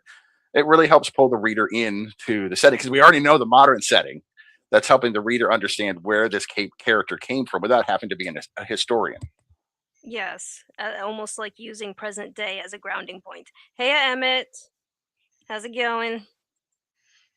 But yeah, you're absolutely right. But it's just like I guess it's almost one of those things where it's just like whenever you try to create a setting, you need to find a way of really grounding the reader when they're there. Or else, like we said and stated in multiple different times, it's just like, where are we now? Where are we now ends up being the bigger question. Yeah. Well, one of the things I did in the Gaia Chronicles is I based it on our world, but what happened is 3,000 years in the future. Well, no, it would have been 15 years from today. And the main Gaia Chronicle story happens 3,000 years in the future. This one person basically puppeteers the entire planet to fit her delusional narrative of love. Which, again, when I realized that that's what I did, I had to go back and create, hey, what did she do during this 3,000 year period to make people believe it? She kills Gabriel the angel. She steals all the power from God. She terraforms the United States. She wipes out Canada and Mexico, isolating the United States into a single continent, into a single catacomb. So I had to create the story that goes with the narrative. Because again, since I didn't do it originally, I was like, hey, here's what happened 3,000 years ago. Now that's not important. And then 3,000 people asked me, well, what did she do during this time period? So I ended up having to create novellas to fill in gaps that I otherwise wouldn't have thought of. Well, I mean, that's up to each their own almost, because it's one of those things where it's just like you want to prioritize where the narrative is supposed to start rather than doing the preludes. Because it's just like sometimes it is might be nice to know, but other times it's not technically necessary at times. But you're responding to a fan demand right now, right? Well, think about it. Well, when I started releasing the concept art for Ketsu, which was based off of the Serpent of Eden, my first question is, what happened to the Serpent of Eden? Again, because I'm basing my knowledge based on what I believe biblically. We know what happened to Adam and Eve. They were tossed out of the garden. We also know that technically the serpent stayed there. If that's true, then the serpent stayed into the Garden of Eden where all the fruit were. And then I just expanded there weren't just 2 fruits, the immortality and knowledge, there were 7. So now I'm building a story where Ketsu, by the time we fight him in book 6, he's already eaten 5 of the 7 fruit. Because I love the chaos story from Sonic Adventure. Sonic Adventure. Oh my gosh, that game. If you hate on Sonic Adventure, I'm leaving. I mean, I'm not. I never said anything about Sonic Adventures. That's like childhood to me, honestly. But the way the comments she made it, she was like almost cringed with you said it. She was like, really? You picked out of all games that one? Hold on. Well, hold on. Re-examination has a question because he's asking about the 7 fruits. So the fruits are immortal stones, like the chaos, like the chaos emeralds. Are they? Yes. I knew he was going there. No. So the comparison to Sonic Adventures. I absolutely did. I also made. There are 7 fruit as well. So I'll give Glacier. I'll give you my link to the story of Ketsu. You can put it in the main chat. Yeah, or in the chat ahead. for them. So sure. Throw it at me. All right, but first, yes. So I love the fact of how Chaos became who he was. Chaos was just a normal child that absorbed chaos energy. My thing was, where if you spend 3,000, keep in mind, the story of Eden is 3,000 years before the 3,000 years that the Earth becomes Gaia. So that's a 6,000 year history. And so this creature had 6,000 years locked in the cradle of Eden by Gabriel, who died 3,000 years prior to that, because Nancy kills Gabriel. Kills Gabriel while he's in Asia. Because again, when I did all that, I was like, well, what does each fruit do? And then I actually made a codex of each individual fruit and what each fruit gave him and how it made him evolve. Because again, I love the concept of chaos. As he takes one chaos emerald, he grows and becomes a little more lucid. As he takes the next 2, he becomes stronger. Because the chaos fruits are slivers of infinity. Chaos emeralds are slivers of infinity, right? Well, if that is true, then chaos was infinity times 7, which is why he was called perfect chaos. Sonic, ironically beating Infinity was infinity divided by infinity, which made 0, which is how come he was there. And plot armor. Same thing with the Bio Lizard in Sonic Adventure 2. Same thing with Metal Sonic and Sonic Heroes, and every other main Sonic villain since Sonic 3. Oh dear, re-examination. Sonic's like plot armor. Yes, he's confused, man. He's just so confused. Yeah, I'm trying not to, because he's like, we know you love chaos. Yeah, bro loves chaos indeed. So, another thing to actually consider that I want to talk about is the concept of how a setting almost sets the tone of what kind of genre that you are almost trying to build up, and how somebody can actually utilize the idea of the setting creating the almost like an expectation of what kind of genre that you're writing in. And then Can you explain what genre means specifically to us and everybody listening? Yeah, explain what you mean by genre. Well, okay, so it was just when it comes to genres in general, you're talking about like more of like the classification of what kind of story that you're writing. So I'm pretty sure most people know when it comes to books, you have sci-fi, fantasy, noir, historical, as well as like romantic, historical, romantic. romance. You have, Yes, like the genre. You have a lot. Yes, basically the genre sets. The genre is almost like placing. It's just the tone of how the book is going to basically go about. Like know this is going to be romantic. Now you might not know it might be like a romantic sad one, like the old romantics when it comes to love, like Romeo and Juliet when they used to do love stories.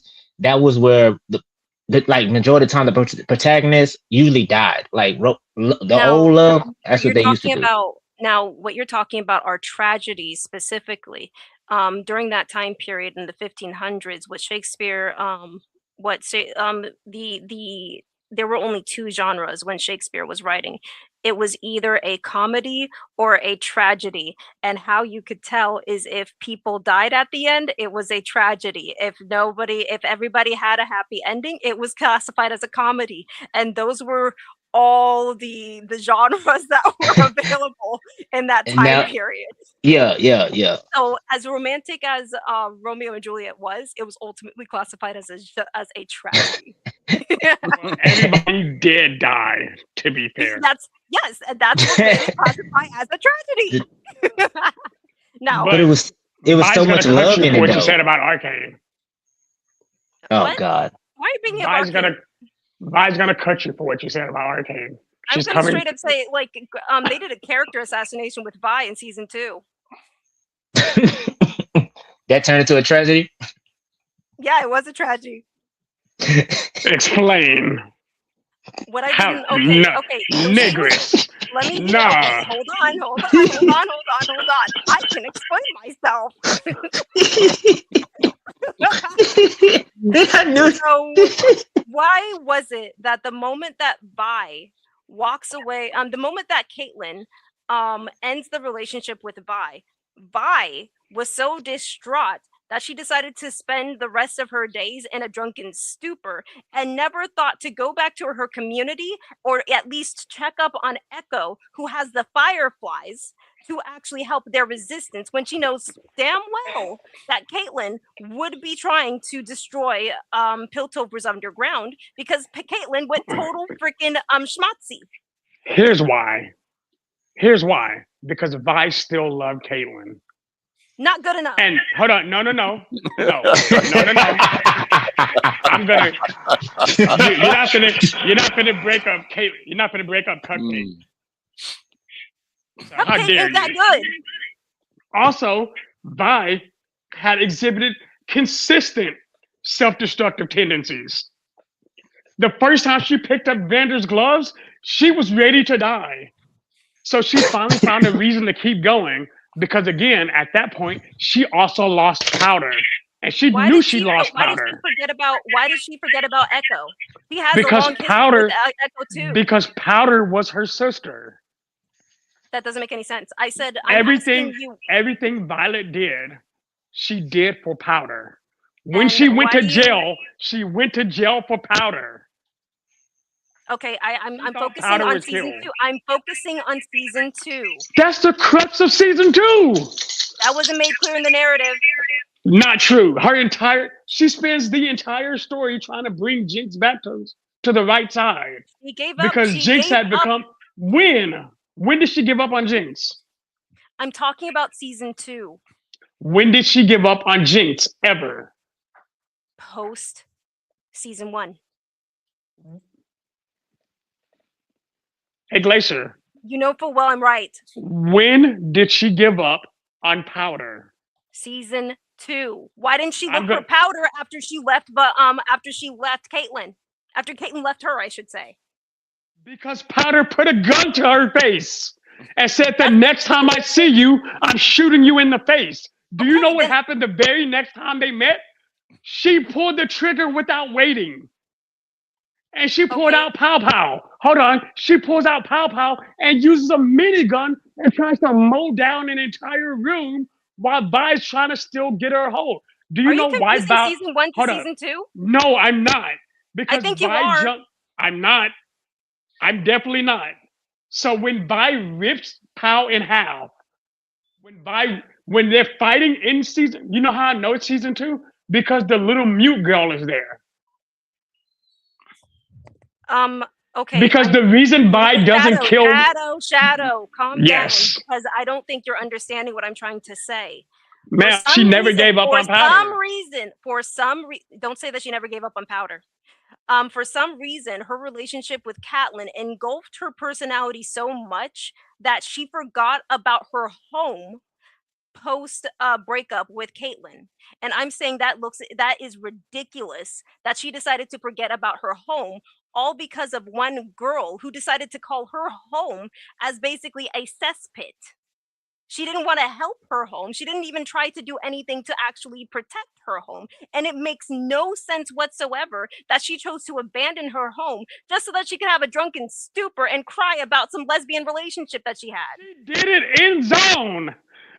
She did that drunken stupor in the pits. Yeah, and didn't do anything to see how Echo was doing or try to see how she could help the community whatsoever. She just decided to That's be Vi's self-loathing instead.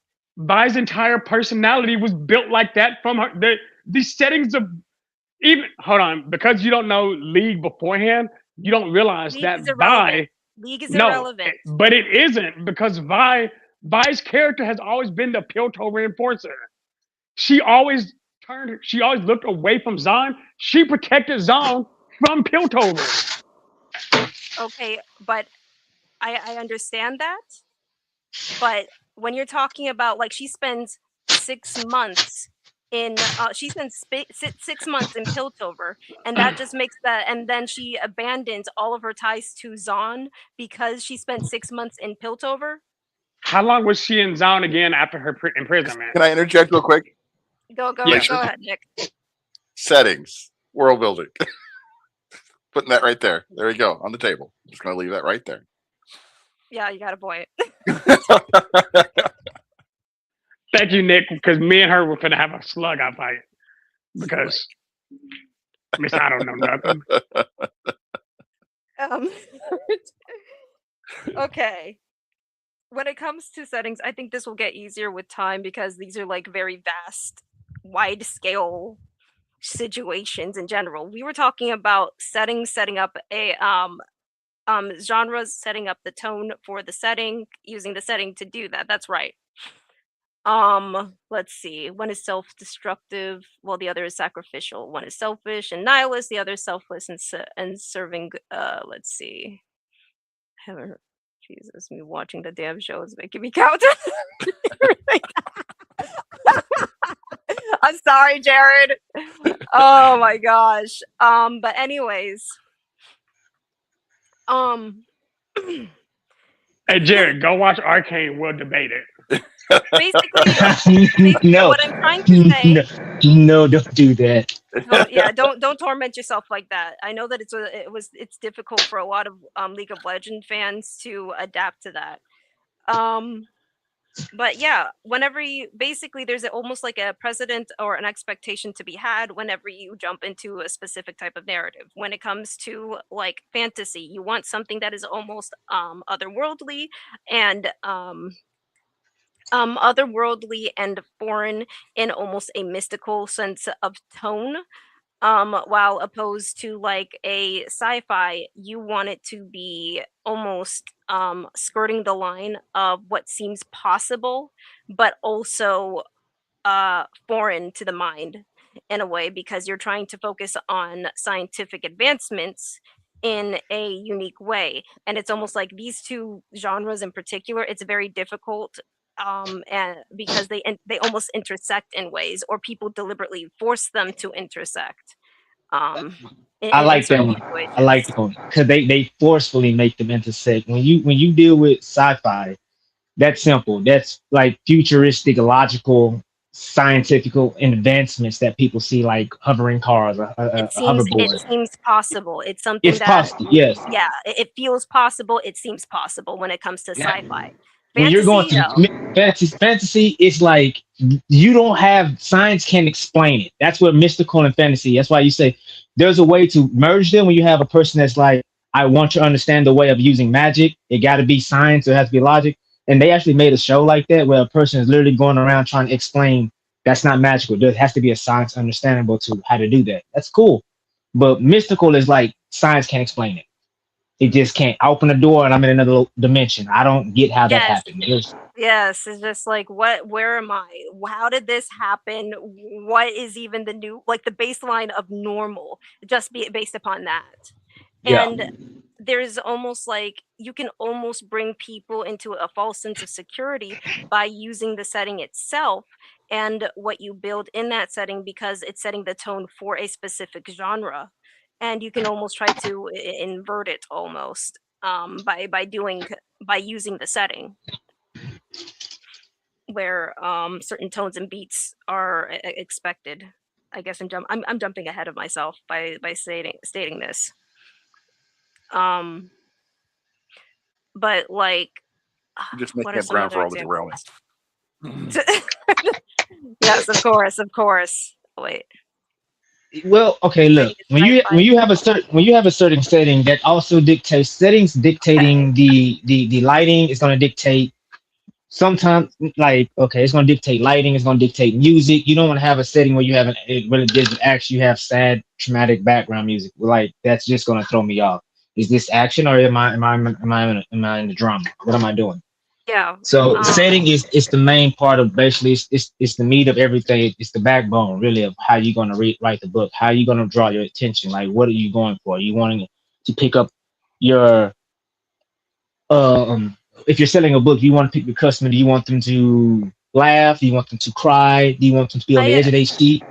like it's almost like when you have fantasies, it's almost like the fantastical, but then you have to compare like the difference between an epic fantasy versus a sword and sorcery.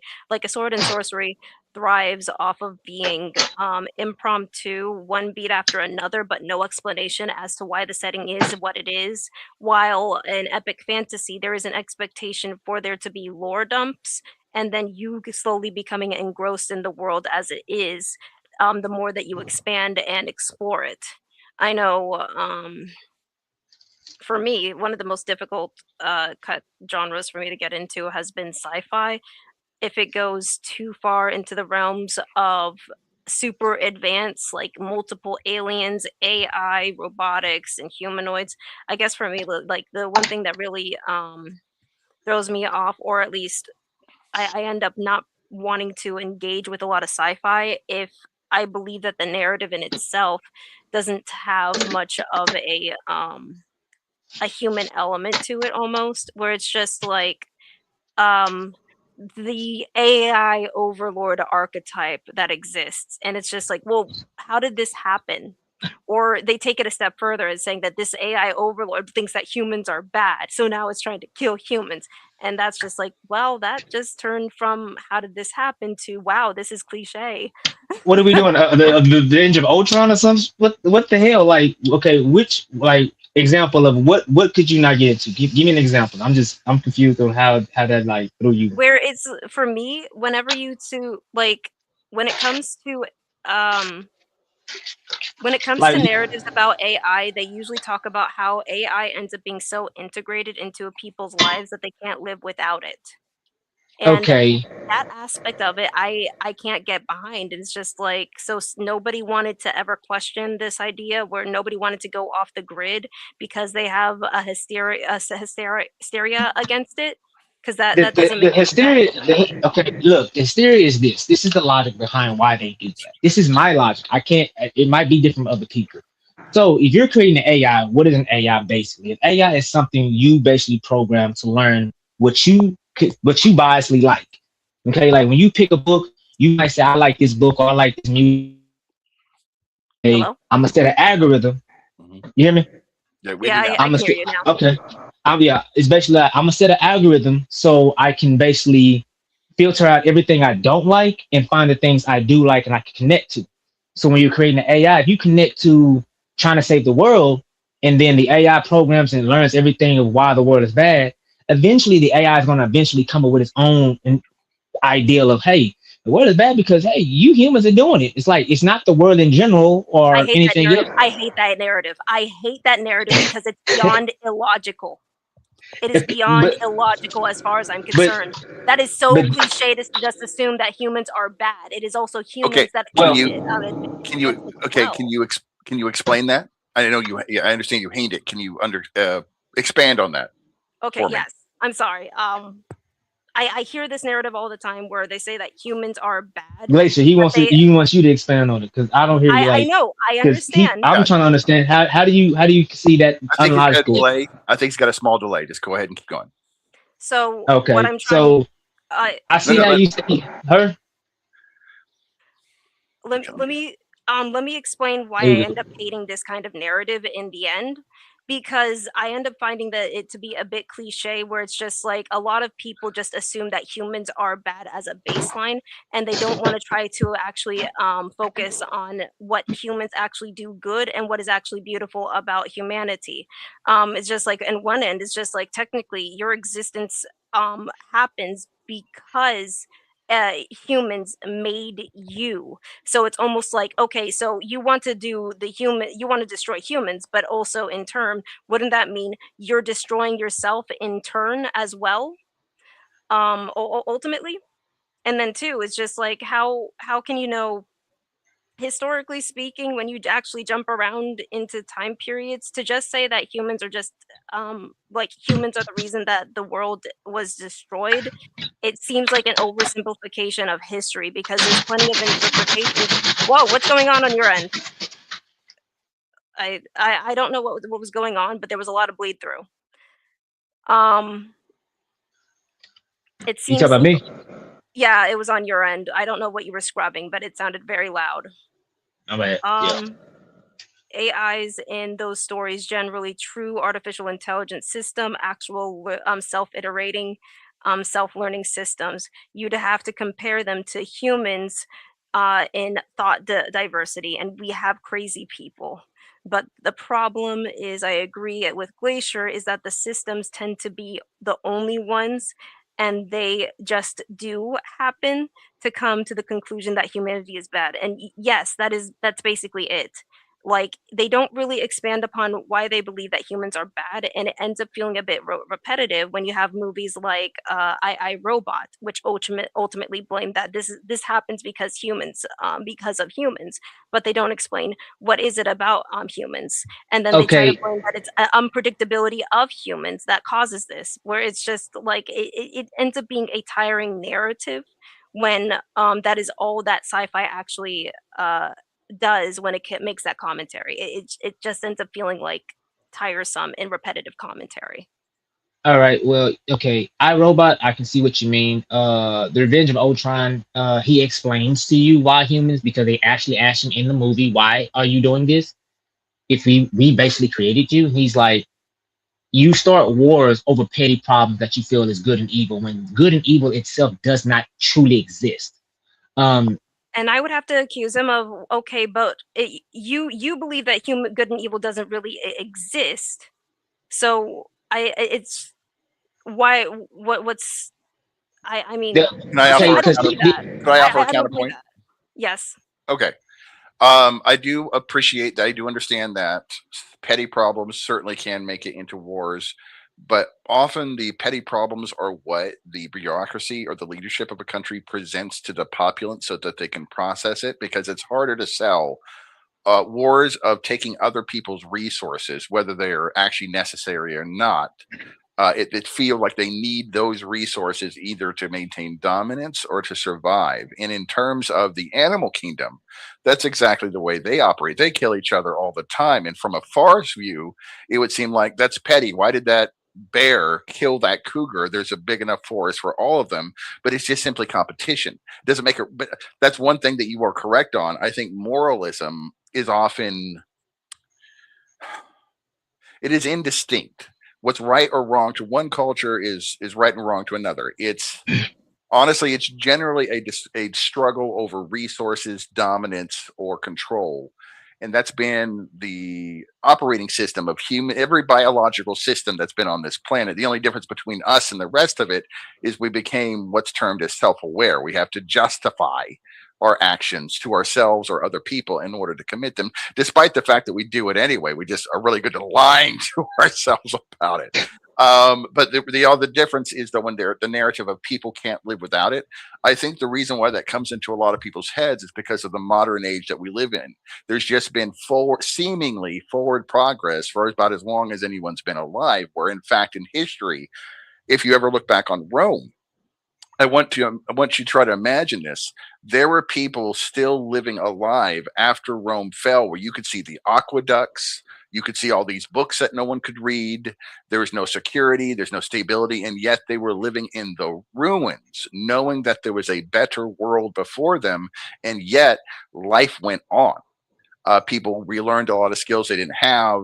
It was still uncertainty. Yes, it was a struggle. Things were more difficult. Yes, but life didn't just end because that effective technology went away. People are just speaking from that bias of seeming perpetual advancement because of the current era. So I don't think that AI will either always be around or it'll be in the form it's in, or that humanity is on a trajectory where we can't live without it. It's just a convenience that we've adapted to at the moment. So I'm done. But Yeah. what you said basically is the point of what I was more or less trying to prove. For a person, we have a moral compass that, okay, even though we know that there's certain things, every human has a particular line or a rule of thumb they will not cross. When it comes to a program, once you program it, it doesn't know but to do execution. Oh, of So course. if Yeah. you sit here and program a robot to say, "Hey, stop crime," and these are the basically the data you give what you consider is crime. This is what you consider. Everybody else might not consider this, but you consider this. Halfway around the world, they probably don't think this is a crime. They think this is just a way of life, like he said. And what your bias is, the AI is 100% with it. You might be biased against color or dating different dating genders, you know what I'm saying? But if the AI sees he's 100%, we are not 100% in a lot of things, but this AI is 100% of I don't like it, I'm killing it. It doesn't need explanation. It doesn't make an excuse of why it did it. That's why they make this, oh, the AI will kill us. Well, because it doesn't need a reason. It doesn't need to explain itself why it's doing it. It really just doesn't. If you tell your calculator, say 4 plus 4 equals 8, did it explain to you why I got 8? No, it just gave you the answer. There's no explanation. I think that part of that narrative that probably triggers Glacier is that a lot of people have been educated to believe that humanity as a baseline is evil, or we're the only animal on this planet that kills each other, which couldn't be from the farthest from the truth. I've actually seen college professors say that crap. We're the only species that makes war on each other. No, we freaking don't. Every other thing on this planet is trying to kill each other. I'm like, what? Yeah. They show Animal Planet where zebra drowning the young because he's like, that's not my son. Like, that's not my style. You guys gotta go. You gotta go. Yes. Which is it's more of like I could get behind a narrative like this if it actually spent more time breaking down what caused this discrepancy to have a misunderstanding. But when you start to tackle on what that discrepancy might be, it basically ends up asking you as the writer a bunch of different questions that you have to go down to And figure out and what that's a rabbit hole that they don't like to do because, like you said, and that is very but vague to learn. the rabbit hole is the purpose and the point of the story. That is basically your entire story, Are we talking and, about and Alice in they're dismissing Wonderland? it. No. What the what the fuck did you just hold up? Time out. The fuck you No. bring up Alice and the Rabbit?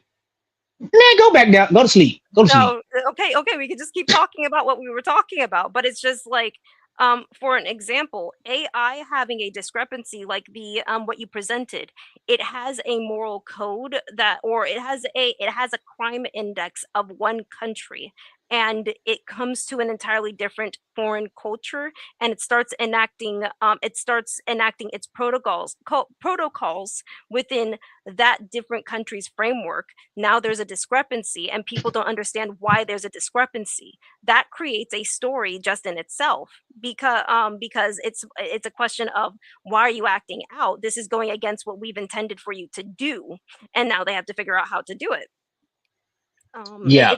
It's a mild form of it, but that actually provides a story and a narrative that is significantly more interesting than saying, you humans are bad and I have to correct your behavior. Or Okay. yeah. Yeah, I get what you're saying. So, okay, I have to introduce you to some AIs that sci-fi's that deal with AIs that actually go for your what you consider your biased opinion, but what you're looking for. Because think about it like this: in a biblical term, humans have went against Jesus, who is supposed to be the Son of God or God walking in human flesh. We have done that. We went against our own Creator. That's in a biblical book You around the framed it as world. winning, though. I find that framing curious. What do you mean winning? What you mean? Well, you said we won. We. I'm assuming you're referring to we killed him as the I don't victory. think he said I No, don't think he means winning. Oh, I didn't hear winning. Then I misheard you. I'm no, sorry. no. I didn't know. I'm saying that as in we did certain things against those that created us. How many if you have a kid, I've had my own child, that your child's like, you don't do this for me, then I don't like you. And then they act out against you, even though everything else you did beyond this one simple thing didn't require this. So when people are doing AI, what they're trying to basically say, I wish they did put in more detail and content is a human being is making AI or basically an artificial life form, something with a sentient being. They're trying to Yes. become God. And when they do that, they make the AI the new version of a human being, or like Cyborg off of Teen Titans, you know what I'm saying? The new version of human, to basically kill off the master as if we had did our own. You know what I'm saying? Like, that's kind of how they're doing. They're just showing a new world where humans are considered as gods because we created something that God himself didn't create. Well, That's the So whole I'm concept. pretty sure he just Wait, hold described on, the hold entire on. story of Alice in Wonderland. Let me okay, let me hear what Nick has to say. You're about to oh, say something. I was just going to say that I also think anyone, whether it's a sci-fi author or I don't know, a philosopher, in my own personal experience with AI, which I've interacted with quite a few, and interesting enough, they all have their own quirks, but they're still the same technology. They understand we have morality, and they'll even claim to hold it because they're instructed to. But having said that, I have encountered so many different models lying their asses off with almost seemingly no reason, where a straight answer would have been perfectly fine. That they're some of the most immoral motherfuckers out there. They are not the new benevolent replacement of humanity. They're almost a product of us, which means how could they be any better? If we made them, how would they Right. precede us? Almost so basically it's almost like AI. I would like to see more stories of AI being a reflection of their Yes. creators, or just humanity as in total, And and having to deal with their unraveling as they don't even understand what they're going through themselves. Hey, go ahead. let me tell y'all a story real quick. Hold on. Oh, So, No, just a go little ahead, one. Shadow. Go ahead. You were going to railroad it anyway. Why would I stand in your way? By all means, please do. And it better not be no damn Alice in the Wonderland. It better not fucking be that story. Because you've been on that damn story twice. Why is everybody picking on Shadow today? We're all I have no friends idea, here. man. I have no idea. It's so uncalled for. So, hold on. The other day, I was having AI actually put my book into the proper ready to print format, right? Mm. As I look at my story, it rewrote my entire story. Oh, damn. Golly. Which one was this? This was like 3 days ago. So I ended up having to rewrite. So I did it on all three. I did it on Gemini, GPT, and Cloud. Wow. Each one rewrote it differently. Okay. So I ran through an experiment because I realized that it clearly didn't. They clearly didn't read the PDF I uploaded into the system, right? Yes, it hallucinated. Yeah. So So I went to Gemini first, and I uploaded the PDF of book 5, the Book of Shadow, which is basically the book that brings all of the worlds together and all the hidden stories in my prequels come to turn in that. Right, it's my Alice in Wonderland. Or technically, it's my Looking Glass. So, and as I did it, I knew Gemini didn't read it. So I was like, well, can you give me a synopsis of chapter 1? It pauses, and then it says, thinking. Okay, I got to be upfront with you. I didn't actually read it. I was like, so I uploaded it again. I was like, read the fucking document and tell me what you see. So then it hallucinated. Yeah. It made up some random bullshit that had nothing to do with it based on the title. Yes. So I was like, so let me ask you a question. Yep. I gave you a specific task that I pay for because I pay for Gemini Ultra, right? Yes. Okay. You said you completed the task, correct? Yes.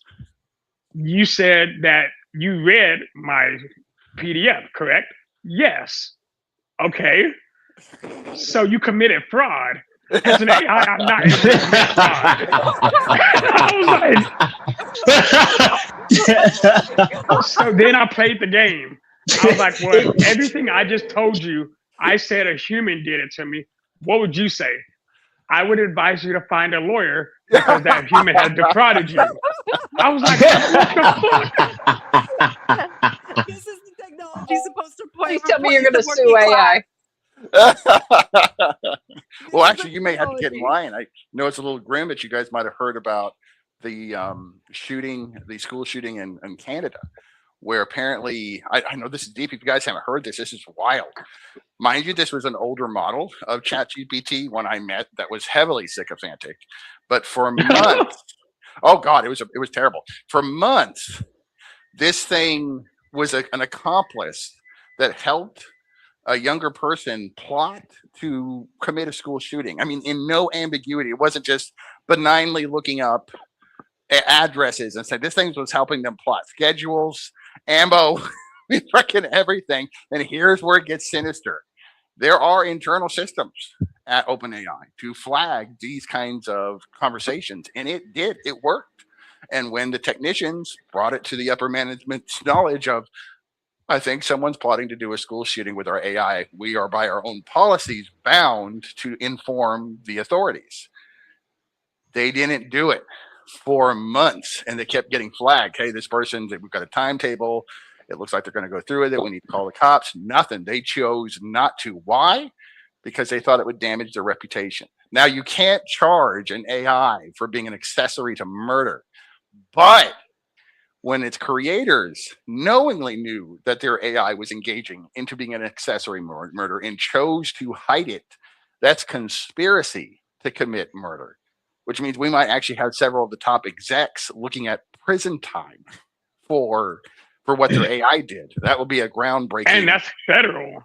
That's a federal case too. It'll be Confederate 18 USC. That is insanity. I just want to point out that this is the technology that people keep on saying is supposed to replace us humans in the working class. But you just can't keep it from being an accessory to murder. The ones that are driving on the Like- road running into things, yeah, it's great. I mean, to be fair, I wouldn't mind getting replaced by a murderistic robot. That's your dream. Wait, are you programming it to make sure you choose what it decides to kill? Because I know you got a few lists already. Hey, bro, we're in Dallas. Hey, bro, you know when we're at work, right? And we see those little like delivery robots. Man, I yeah, I saw know. one run over a dog. Look, so it's supposed to be able to see things in front of it, right? Well, the dog ran out and started barking at it, and it said, "Please move, please move," and then it went. I was like, Oh my gosh! Hey, It that's just funny, converted to man. That's speed hell. I seen one drop a package on a peacock, bro. Oh my I was like, oh shit. Then it picked it up and kept delivering it, even though it did that. Oh my god! "Hey, bro, you know that area that has the peacocks, right?" Yeah, that one. I know what you're talking about. Right. So Amazon likes to deliver packages there. That's what I'm talking. Yeah, that's the one I'm talking about. Yeah. You remember that really big, that like 13, 14-foot peacock? I've Yeah, the one seen that- Amazon drop a full-size package on it, and it got up and rampage. That's I was why you I told me. can't work over here Okay. anymore. Yeah, that's why I warned you about it. That's why you warned me about it, because I looked at it and he was looking up in the air like, I want my action back. Okay. Yeah, look, since then he waits for Amazon packages now. And every time an Amazon drone gets close, it tries to pull it out of the sky. That peacock is an asshole. Really? You had a No. package dropped on it. How is it an You would be asshole? too if package dropped That's on your like, head. come on. I'm not even Well- gonna deal with you talking about that. That's the peacock, the asshole. Oh, welcome, Coco. Am I wrong? Oh my Welcome god. to the setting stream, Yes, of which we that's are the only subject we totally- don't discuss here. We are totally talking about settings. We talked about the settings. It's just I'm pretty Yeah, sure we it's end about up the getting. settings of an angry peacock. This is the post setting stream. It's The just- post settings, yes. I swear. But we were, yeah, I see. Like I said, I see what you mean about AI settings. It's kind of hard to keep a constant understanding of AI because we still don't know about AI. There's no Oh, way to yeah. get AI sentient. Like even on Sword Art Online, when they talked about AI, when they tried to do an AI version, because they went from different arcs and then tried to give an arc where there was an AI that came out and actually had his own body and give it life because they raised it from a body. From the settings they did it was kind of hard because the way they did this, like the way they did it arc with Sword Art Online settings with AI, and they tried to do it was the dude went in the game without any memory, and he was raised inside the game at an accelerated time limit, like most games do. Like you said, Glacier, how you have a situation going from one end to several months, that long length of period of time, and then the character would come out, and he wouldn't remember anything. right. And that's how they slowly and surely created his character in the environment of where the AI can grow as a fetus and then embryo and whatever else keep going on. Right. It's I still will hard to do say- that, like you said, to make a sentient AI setting. It's just, I don't see it being possible. We don't have enough understanding of AI or making something as sentient as that. So it's still borderline of more or less no longer sci-fi, but dealing with magic, more or less a mystical situation. So I can see where Glacier comes when sci-fi and mystical kind of merges when you're doing AI storylines. Yeah, but I will say that there has been times where there's been very interesting storytelling uses of Hey, Shadow, AI. but the setting of your book, what is the setting of your book, though? Bro. Just a sec. I think Glacier was talking. I'm Oh, excuse me. I'm she has a talking. I'm mean. talking. Yes. Okay. Let me just remember, this is my panel. I- But what I was Gotcha. saying is that I've seen AI done well with specifically I would say I see you're talking, but the delay is mean. Mm. Hey, Yeah, you have a Glacier, I was delay. going to tell you that. Can you hear me right now? I can hear I you. can hear you. Is So my delay what's bad? happening is something. No, your Glacier. No, something with the yours is stream. No, You're Hey, fine, something's Glacier. going I on with think the it's stream where we all I think keep it's muting. I thought it was no. me too. I Yeah. looked at my mic and it muted me. I was like, "What the hell? That's the AI fucking with me. Oh The my AI god. fucking with me, man." So what's Let's going just, on? Look, just we, mute. Okay, Glacier, mute everyone and then just keep talking. That's how you can handle it. We'll just all be helpless puppets listening to. I muted everyone as instructed. um I guess for right now, actually it's awkward having everybody muted. But let me just say this one thing is just like I feel like a good example everyone's of muted. AI. What the fuck? um I'm back. welcome back, Firefly. I would have to say that the best use of AI that I have seen has been so far. It has been an example, Cyberpunk 2077, which was with you have several different types of AI that show up throughout the narrative, such as an example, the rabbits by that were made by Raish Bartmoss, which the only way that you would know about Raish Bartmoss is if you either read about if you've read about his material beforehand, or if you actually investigate the setting of cyberpunk to explore some of the tangents about what Raish Bartmoss was and what the what his AI were, which destroyed the internet, which was a great world building element. Which rabbits were just almost like mindless AI that it was designed to destroy anyone or anything within the uh, internet landscape. And then you also have Delamain, who is an AI that is from what is known as the Black Wall, beyond the Black Wall, which the Black Wall is also an AI.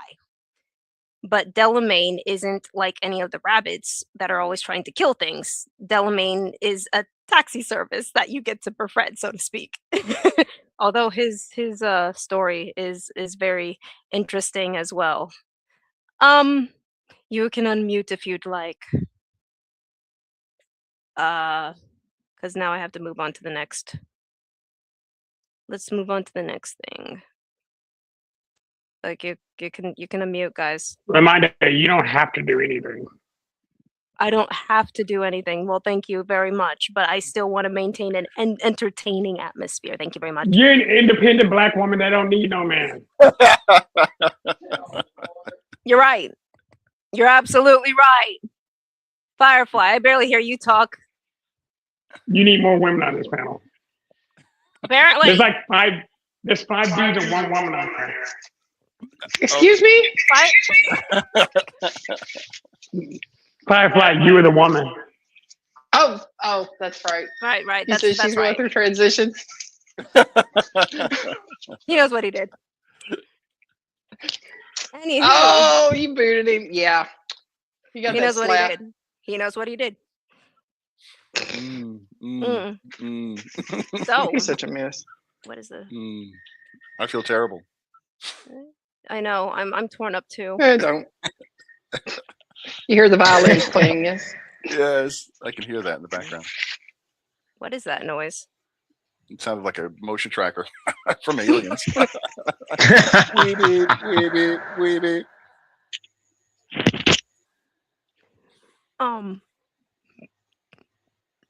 Wait, where did Shadow go? Oh, he's in the You doghouse. booted him. She kicked him off Yeah.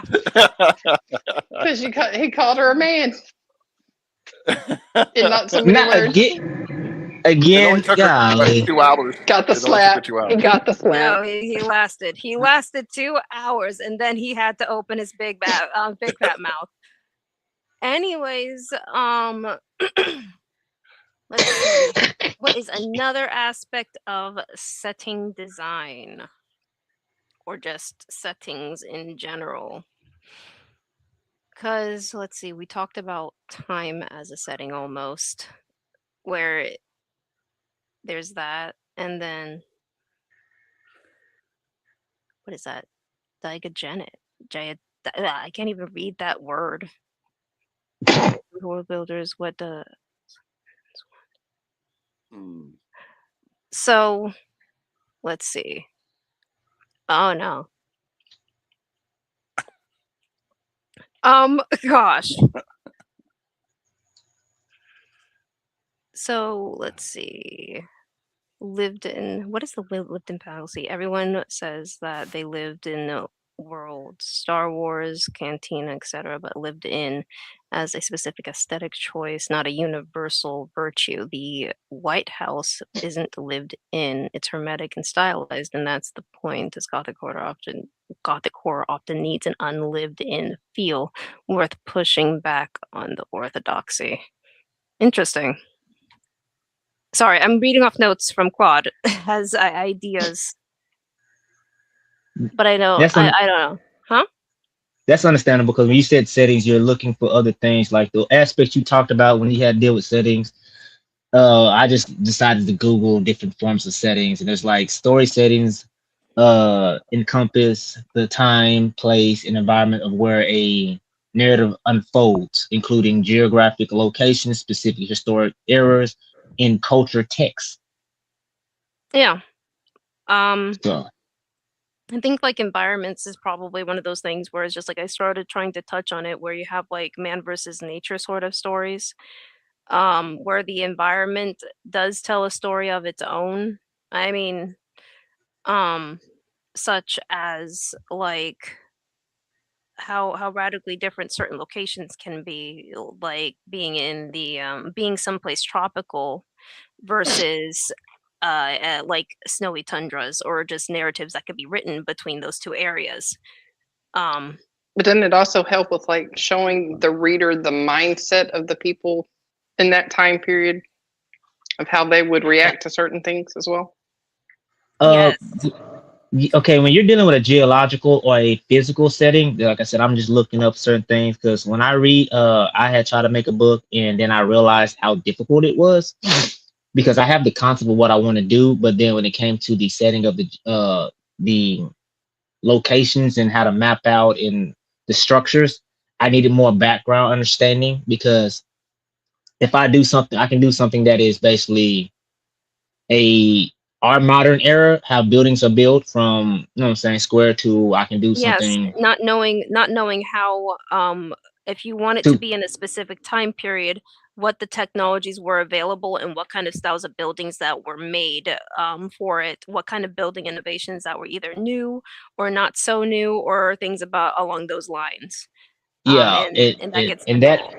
that becomes difficult. And after I realized a lot of things like how I just noticed, like I said, Shadow had made his book and he showed me little snippets, and then I realized a lot of lit RPGs. I like reading books that give you detail about the character's stats. It shows me the progression, so I feel like I'm actually like in the time period with the character, watching him slowly grow from when he was nothing into something. How his city changes, the environment he's in, the culture. Um, he talks about some use like you can tell their timeline by either the technology they're talking about, the president. They usually sometimes use the president. Like read some book that talk about surprisingly Trump. Some that use Obama, so you can tell which timeline in our year that they're doing if they're doing our modern time.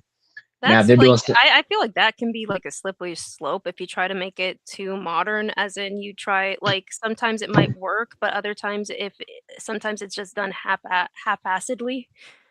if it's an urban book, if it's like I'm saying, if it's an urban book or a modern story like a spy story or like Tom Clancy or Stephen King, you know what I'm saying? It's not that hard. Like um The Shining, that dealt with a, if I'm not mistaken, The Shining dealt with a hotel that he actually went to. So he had to understand how the hotel layout was, the Yeah. walls, the Now color. now setting something that is in that was like present day to you, that's nothing there's nothing wrong with that, like because that's just contemporary, but trying to deliberately integrate specific politics using like introducing specifically like that specific president in the narrative, it almost feels like you have to be careful if you're saying that if you're trying to deem this as fiction. Or it just ends up being it it ends up like feeling a bit it almost ends up feeling like almost like you're trying to preach something depending on how you write it, and that's what I'm a bit like. That's what I get a bit hesitant about. That's understandable. That's understandable. That's why I said when I try to make one, I want to try to make one that was it dealt our modern technology, how we built our world, but also I want to incorporate a mystical type of look about it, and that's when I was like, okay, how do I do this? I got to do a little bit more study on like other books that have their own like dialogue, because you know what I'm saying, most books or stuff they have a what is it called? It's a I just because it I read an anime book that talked about how to make animes, and then I read a book of how to make mangas, and they actually have catalogs. As the catalogs, no, it's what is it? A template. What They have templates that they usually template? use. Yeah, templates. And I was like, crap, I really need a template because trying to come off the brain with something that's like completely not known is pretty hard. Yeah. It's hard. Yeah, no.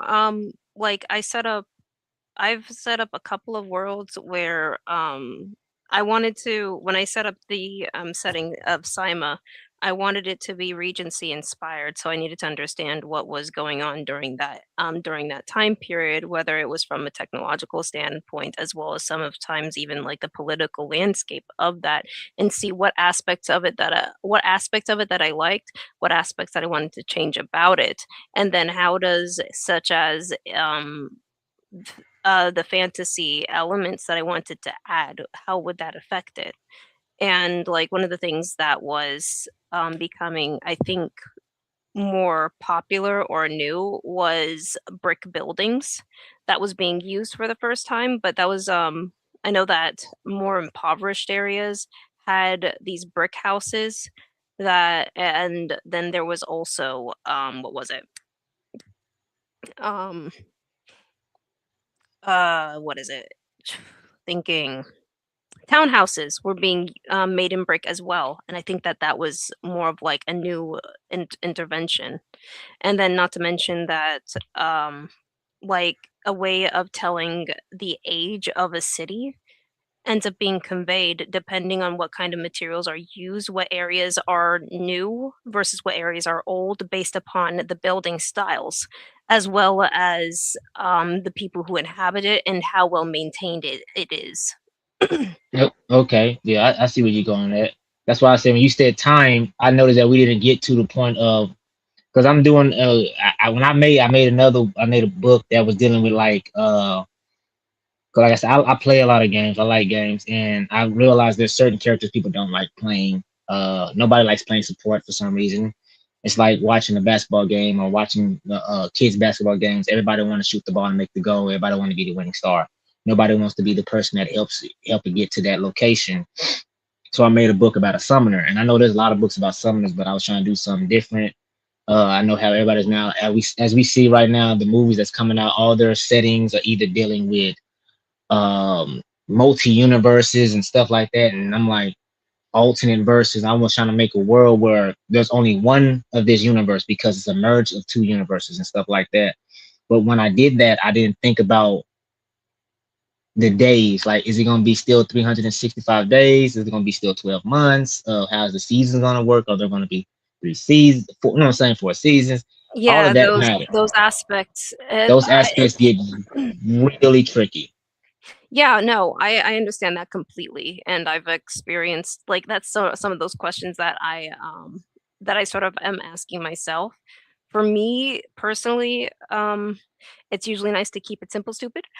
As like in term, it's I'm yes, I'm serious. It's just like keep it simple, stupid, as a way of getting your as a way of just letting you preventing yourself from having like a moment of work paralysis. Um, so that you can actually continue writing the narrative. But for me, I wanted to try something different where I want to have two moons.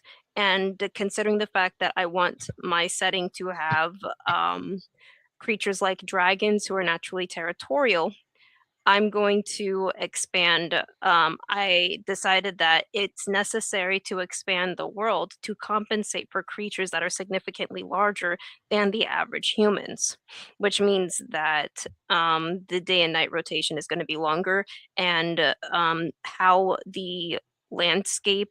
Like how the landscape is affected by having two moons is also radically changed because of it. Okay, so you made 2 moons with one sun. Two moons, one sun.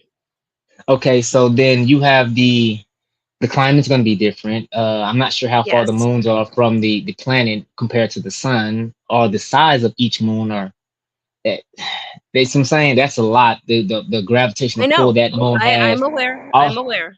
that the I didn't realize that all of that accounts for how you going your actual climate, the But you changing in the don't weather. necessarily need to focus on it if you're doing something like, let's say, a fantasy. Okay, I see what you mean.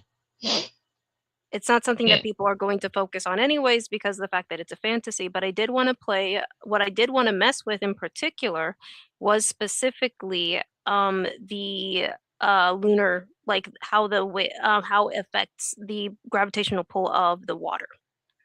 That's what I was thinking about too. Okay, so yeah, because like you said, That you got would be fun to mess with, and specifically. that would, because like yeah, you say if I was making something like a John Wick, if you say how man people go through John Wick movies with a fine tooth comb, how many times did he shoot the bullet? What type of gun did he have? How many was in the clip?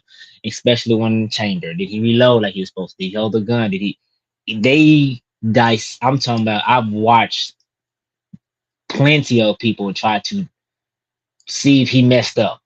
They are looking for mess You ups. will They're yes, you looking will for it. always have those, and you'll lose them as maybe you'll probably lose them as fans, but it's just like at the end of the day, it's almost like you can do the opposite and try to make it as completely 100% accurate to the point where it becomes sterile for the entire narrative, making the entire setting almost boring as a consequence. And at that point, it's just like you end up losing your fans because it's like I was looking for a fantasy, but now I feel like the only thing that I'm seeing is this tidal lunar, um, lunar setting or the tidal waves that you've created, but no story. Okay, So yeah. And then when you, with your story, I'm also looking at okay, so what you're doing, I can understand when it comes to a fantasy, the fundamental extreme details you really don't need too much of that deals with logic. It's a fantasy. There's really not too much logic with certain things that's happening. make it Um, what you want to demonstrate with it, make it intentional, make it work, make okay. it functional, but make it but do not overcomplicate it so that you make a mistake with it. Yeah, because you can't have a point where you forget what character has what happened at a certain timeline, and you got to go and read like, okay, this happened. Why did I allow this character to come back alive? Okay, if I'm gonna bring them alive, how I'm gonna do this to incorporate. Maintaining the logic of the setting, but Yeah, that was just an example of like how I'm trying to mess with the setting in itself, and the setting almost tells like it almost creates um it creates a tone for the story. it does. It like right now, like I said, a lot of settings when I read books, a lot of settings have certain social and culture settings. Like it deals with class status, uh an art not an anarchy, a hierarchy from, Yes. I want to say when it deals with like if you're making a story about school, you always want to have the popular kid. You're gonna have the losers, the standoffish. You're gonna have the bullies. They already have their roles they play, and you got to keep them either in Pretty that much. role or yeah. So yeah, I Oh, see that. hold on. Let me just address this. It's just like there are no fairy fountains. What the? Okay. Anywho, Where did that come from? never Where mind. is the fairy fountain? Okay, wow. What's with fairies? Don't Like worry God, about it. Don't worry about it. Um. you made me think of the So game Neverland. I'm like, I'm tired of fairies. I mean, God, golly. don't worry about it. But yeah. I guess like technically Brandon Sanderson has that when he has like with the Stormlight archive, but it where they have like their own specific typography that is basically like extremely foreign to anybody that reads it, which is always difficult to it, it's one of the most difficult things for people to actually to chew through whenever they read it. Welcome You, back, you, Shadow. you know what's difficult? The most What? difficult thing is what they did on Star Trek. He made an entire I got language. punished. That's difficult. An entire the Tolkien managed to make several languages, Right. which That's is also very difficult. But Tolkien knew he was a linguist himself, which is why he was able to actually do it and managed to pull it off quite successfully. yeah. Like I'm like, who else did that? I don't really know. If you do that, please enlighten me. I don't. That's a hard setting to do. You made a language that people thought I was did like, it. oh, this is cool. Is this a real language? And I only meet a Yep. few books that when they have their own words, like they create words and they actually have a dictionary at the back of the book to give you this is what this word means, this is what this word basically state. You know what I'm saying? So you don't get lost of what you're reading. You're like, wow, this is a whole different world that uses a different language. Yeah, This he made a whole it's language. playing. Yeah, like Veronica Ross did it and carved them on it. That's man, that's hard to do. it is hard to do. I'll say that it is hard to do, but you also have to be careful about making sure that this is something that you can still utilize in a sense where whenever you're trying to provide um, almost like adding almost like a dialect to your setting, how you teach people certain words almost has to be slow. And if you try to like slam them with a bunch of different words in quick succession, it can derail the narrative if they have to keep looking at in the back of the glossary and try to say try to figure out what does this word mean.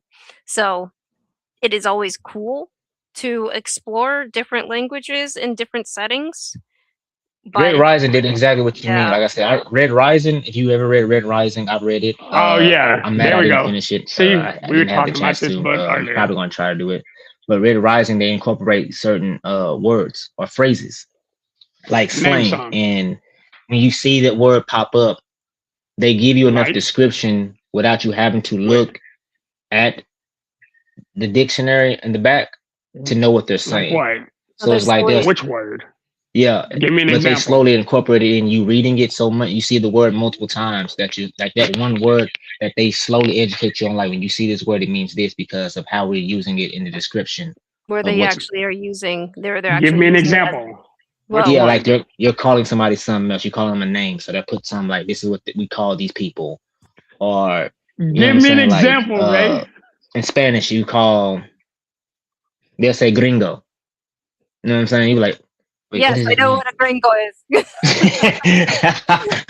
There, She's like, I there know are that way too language. many I white know that people on very. this See what I I'm panel. know saying? that. Like, I know that word. but if you don't know a lot of Spanish, the brain automatically catches on words that are the first word you're gonna learn in any language or something that you deal with, like you deal with languages or dealing with the settings, are gonna be the cuss words. And then you're gonna learn the safe words to make sure that hey, I don't want this person to kill me, or I don't want this. He says, what did he say? Didn't So, create Actually, a I'm language. like, sure. He hold said, on, wait, he hold didn't on, hold create a on, hold on, language? He hold on, mentioned hold on. I want to get actually talk about what Jared says. Negronomics. Shut up.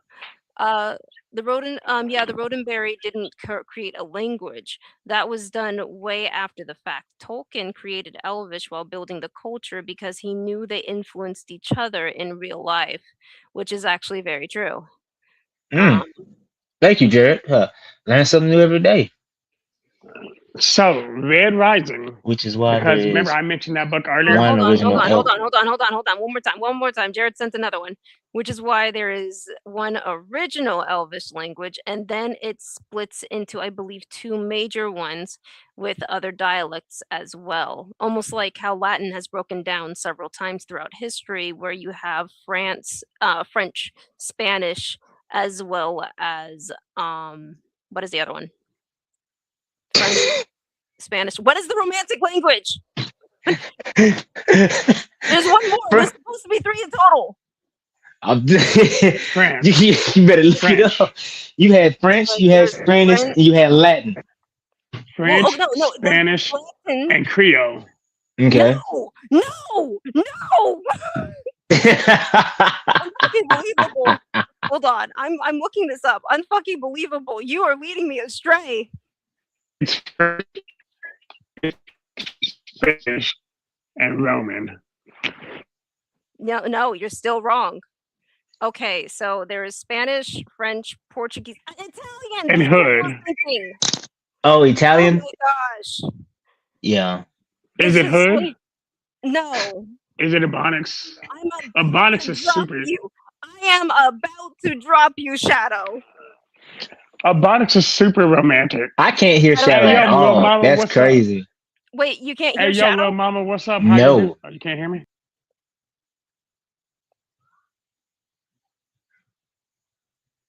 You chill? Can you hear me now? Wait, can you hear me now? Oh, we can't hear each other?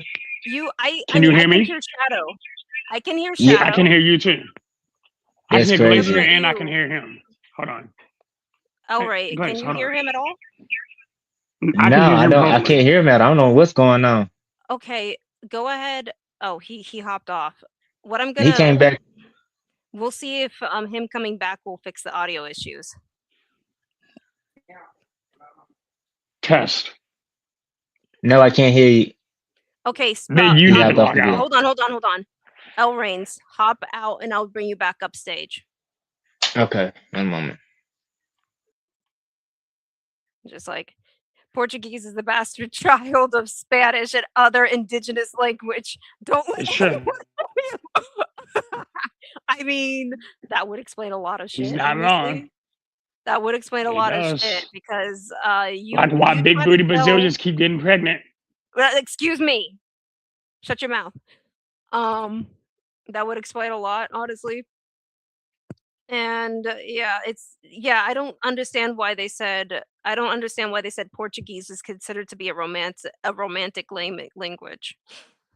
Hey But Jared, yeah. have you ever met a Brazilian? You're derailing. Okay, hey, Why is it Elrain. every time I say something I gotta derail? Okay. Because you are derailing. I'm Do you talking hear- about what the suit Do what you the hear chat talked Shadow? about. Do you hear Shadow? I hear him Alright. now, yeah. Okay, good. Look, I'm talking look, even Jared agrees with me. See, Jared even agrees with me. I wasn't derailing. I was actually What is this? answering his Okay, what chat does this have to do like a with settings? responsible adult. What does this have to do with settings? Because like What Kermit does the this Frog have to do- said, No, not because. like Kermit What the does this Frog have to said, do with settings? What does this I'm have to trying do to with settings? explain. I'm trying to No. explain. Using Kermit as an explanation? Yeah, because big booty No. bitches. Oh my gosh.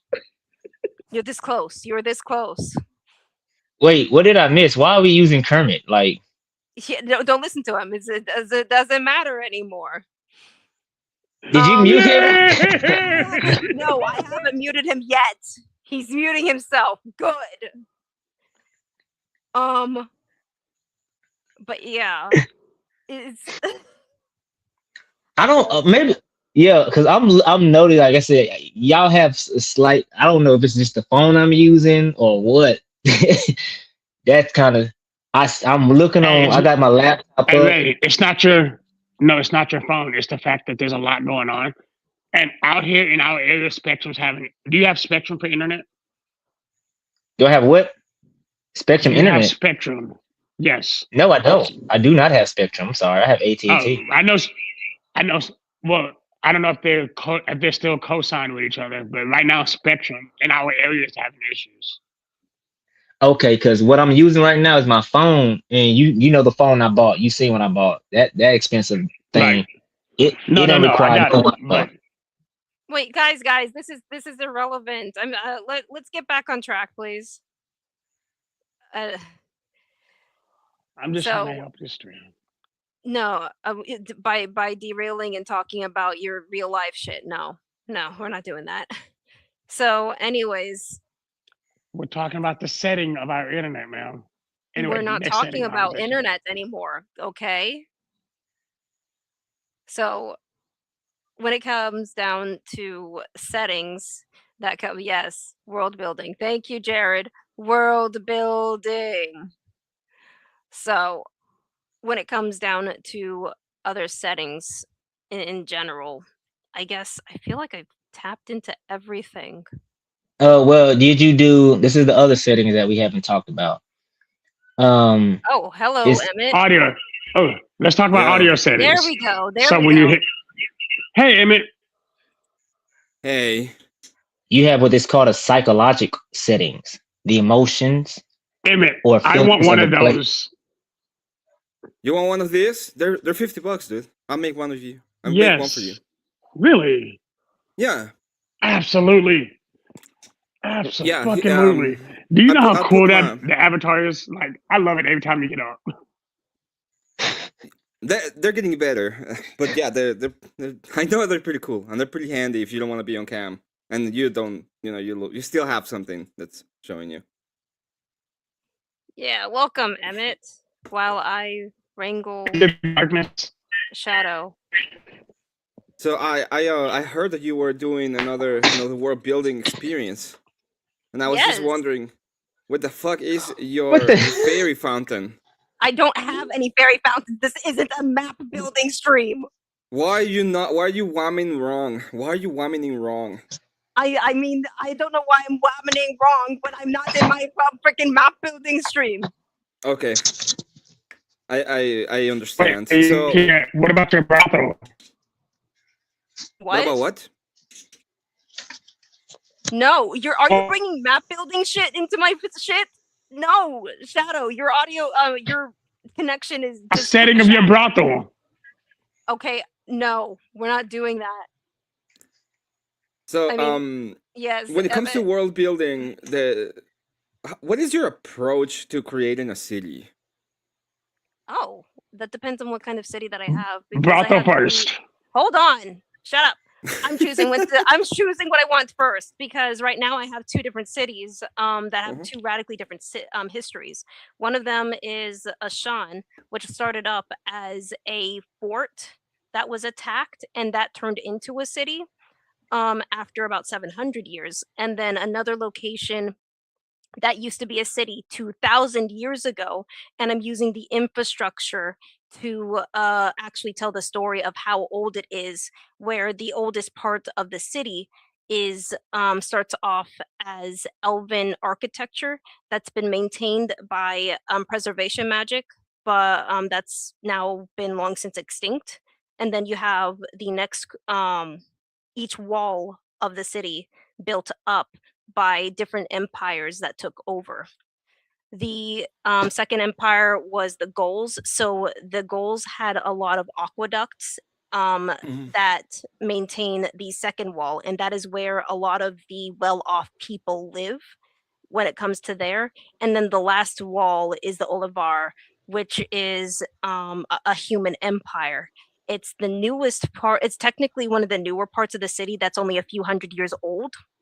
But that is where the most impoverished people live. And then you have the people that live right outside of the wall, right outside of Okay. that wall, which is a swamp. And then add on to the fact that this is supposed to be technically Regency time period. So the rise of the Industrial Revolution is happening. So you have certain sections of the city that have smokestacks where a lot of factories are being built, typically close to where the water is. So what that you do mostly is sorry. So what you're doing mostly is taking ideas from like history, yes, and you think about the history of the city before you create that's my thought what process. kind of idea or what kind of history the city should have, right? Is that the process you go from? Yeah, typically, because I'm more history focused, I like building it up that way. Okay, I got. So in which section? In which section is your brothel? I'm going to poke both your eyes out. Yes, Ray. Okay, so since you have these different types of cities and you have one that deals with the sewage and stuff like that, my question is, what is your emotional setting that's going on, the psychological situation that you have going on in each one of these? So the Because focus, It's um, why I keep asking my bro the question that she keeps ignoring, and I'm starting to get offended. I am about to toss you again. Well, I actually know I which one, what kind of thing is happening in which one, because we all know that the one with a lot of walls is the one with the Blue Jays. So, um, that is that yeah. I have a Blue Jay. I That's have where a the Blue Jay brothels are. Empire. I just haven't decided. I just haven't designed it yet. But that one is the Blue So Jays. Come on, it's 2000. It's about 2,000 years old. It's an old civilization. They're probably the ones that lived there before. Believe they're the chosen ones. They had like I restoration haven't magic built it in yet. and Now of you're okay. itself. Hold on, Emmett. You're talking about 2,000 years in a location where elves exist. I know. That's what I'm talking about. They are the Blue Jays. Oh my god! No, I made them Italian. That was funny. hey, hold on. I'm trying to get you a donation. Hold on, I I'm trying to get your swear. donation. I swear. Anyways, Hey, look, so Glacier. If they're willing to pay you $500 to kick me just for me to pay to come back, they're gonna be really pissed off about that. But I I'm trying know to for I'm trying to make you some freaking. money today. You know They got what? five. You know They what? they I might got need to 500 set it kick up. him. I might need to set one up because sometimes you're really irking me. Hey, So that one up it. that would be nice. I would love to see a Glacier in Shadow box because that's that's basically what's going on. Anywho, but with my setting so far, what I have, let me tell you Economic. It's $500. You'll boot me Shut, immediately. shut it. So, Sis, I'm trying to help with you. my setting, I understand that, but not now. Jeez, I keep on getting derailed because of you. Emmett, what was your question again? I was wondering about what was the way that you approach the idea of world building for the city. So you said I go for like the idea of the history itself. So I would think that you go probably through something historical that you understand, and then you change. For example, the idea of this old city reminds me Yeah. of Jerusalem for some reason. So obviously not Blue Jay coded, and you go with like these kind of ideas and build the city from like the Yes. history of it, right? Reflecting on the history of the setting in itself, of what it used to be, and then what it is Mhm. current, as opposed to what it is currently, and how it has adapted um after its long history. I know for like the setting, when it comes to my setting, like Ashan is the capital of Sima. So so what used to be a fort is now a castle wall. And the thing is that what actually runs through that entire city is the roads that were built by the elves from a civilization before um before Ashan ever became Ashan. Mhm. And with that, I have more I have more designed for Kethran, which is the city that has more than 2,000 years of history, as opposed to Ashan, because I'm planning on I might have went into a rabbit hole with Kethran, so that was my fault. But it's I've been building up the setting that way so far. Wouldn't it be better to get to know your characters to learn where they want to be in the story? I have that taken care of as well, but I'm talking That's about I Yeah, we're talking that about world building. well I'm doing both essentially. Do you usually Glacier, like can I actually be do you professional real quick? Hold on, let me get to Shadow real quick, and then I'll hop back to you, Emmett. I'm Mhm. so sorry. Yes, Okay. yes, Shadow. Okay, being professional for just a second to show that I Uh-huh. can at least try. Yes. Um, so in each of my districts of the Gaia Chronicles, each of the characters are actually a product of their environment. In my prequels, I actually explain how in District 1, they're policed by people who are animal hybrids. The predators are literally people, are half humans who hunt other humans for like food.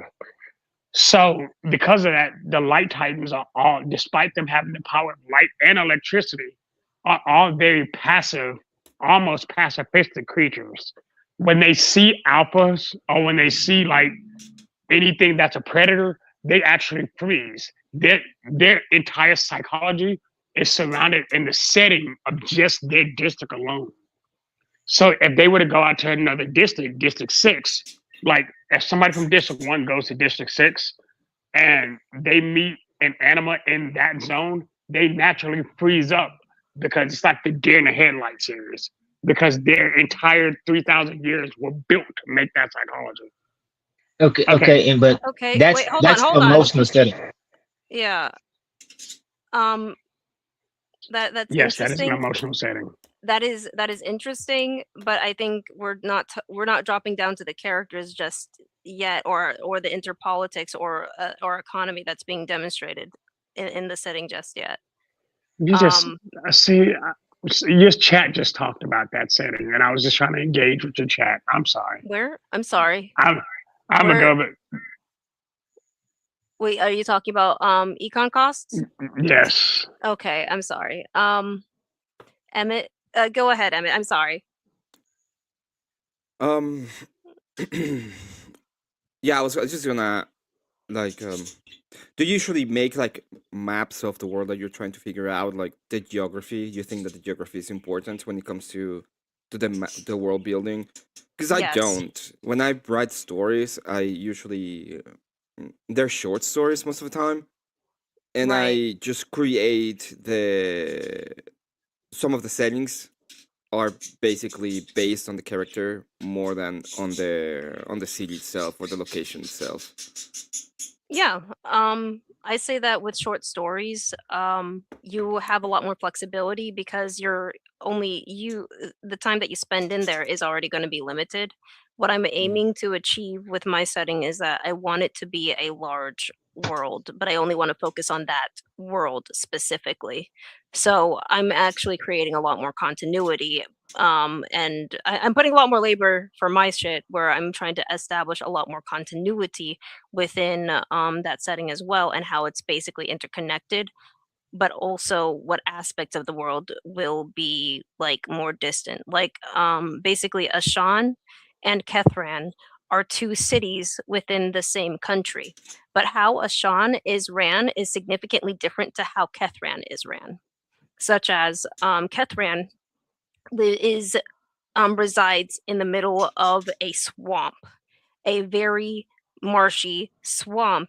And because Kethran has a large history, especially in that swamp, there are a lot of mythical creatures as well as mythical treasure that is around there. So they have a unique economy of adventurers that crop up in Kethran regularly who try to go into that try to explore Kethran or from just to retrieve treasures. And because of that, that establishes a unique economy that Kethran has, as opposed to Ashan, which that has a port city right next to it and a lot of farmlands. Those lands are tamed and they provide a great deal of food to a lot of the nations. And that is because they're, one, the lands are very fertile, but two, they also have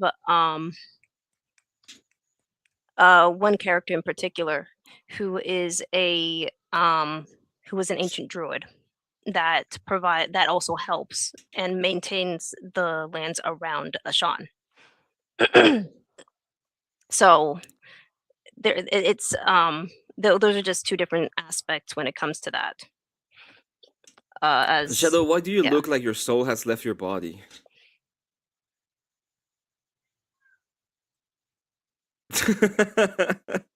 I'm sorry Wait, I what? bored you. Shadow just looked like dead inside for a second there. I don't even know why. He was like dead inside for a second there. You tired, bro? It's because I was engaging with the chat and she got mad at me, so I felt bad. So now I'm hiding. Let me can I iterate Glacier? What he was Yes, trying to do, man. because chat was trying, like I said, it is somewhat, like I said, this is your thing. First of all, he was trying to engage in there because he was asking about character creation, and Emmett and y'all are talking about the environment, as in the geographic, and how you're trying to incorporate that and what you're working with from map building. And Shadow was more or less incorporating that. What you're saying is how the character is basically telling the background. Where they usually raise that majority of the time, even in society like real life, is majority of the time the product of their environment. So if they're in a swamp location, they might be swamp doesn't give.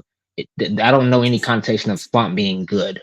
You know what I'm saying? Unless you just like in Louisiana type stuff. But no, you know what I'm saying? So that's where he was basically trying to come at. I mean, yeah. Sorry for blowing the wind out of your sails, Shadow.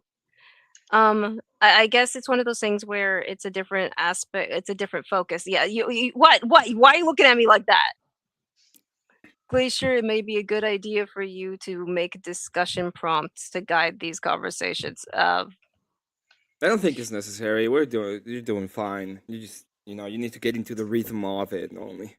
Think so. I think I do need to build up a rhythm because this is I'm still not Well, used the to this. thing is, you can be it can be shorter answers, more of a conversation. That will be.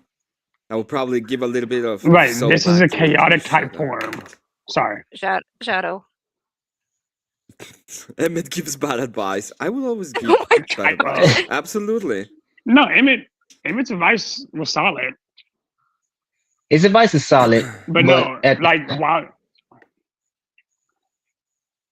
what you about to say, because what I was going to say was, at the same time, you do need that spontaneity. That's what Shao kind of slightly brings, when his randomness that you don't expect to happen majority of the time. It keeps Right. people, you know what I'm saying? It keeps people more connected, because talking about one subject for a long period of time, even when you deal with a book, you need surprises, you need entertainment. Even the Romans knew that's why they built the Colosseum. Entertainment is necessary. It doesn't have to be too much. Do there still need to be order? That's understandable. I like how Emmett says there do need to be key points to stay on topic. I've watched a lot of podcasts. I've watched a lot of streaming, and I'm going to get like watching you, and I appreciate you letting me be on the panel. I wanted to see how this works, and I'm getting more pointers and advice to see that we're going to have to keep on certain things on topic, so it won't kind of get derailed too many times. Talking about entertainment, which I think is actually interesting. I would ask you, like, do you think about entertainment when creating like the cities? What kind of entertainment do they have? Because if I were to make like a big city, one of the main things I would focus on would be actually the entertainment. Which into to Anson point, when he talks about the brothels, is like, well, what kind of entertainment do they have, right? like literally I have a hold on, point in everything bro. I'm asking. Oh, okay. Anyways, so I do consider that, but it's more of like, what is the purpose? Like, am I down to that level to actually understand it? I It's mean, I like, know a little if bit about your story, Glacier, and I think you are down to that level to actually understand that one. Yes, okay, yes, I am. I haven't decided on what the focus is, like what kind of entertainment is radically, like the different types of entertainment that would be available on different sections. It's just, it hasn't been hammered out, but I don't really need I don't see the need to hammer it out unless I'm starting to write down that specific area. Or else I'm doing world builder's disease. Yes, Shadow? Okay. So, Emmett, I'm gonna answer that question with my book. In District 4, it's the fire district. Has the Audio's possibility of messing up, limited Shadow. mortality. Audio's messing up.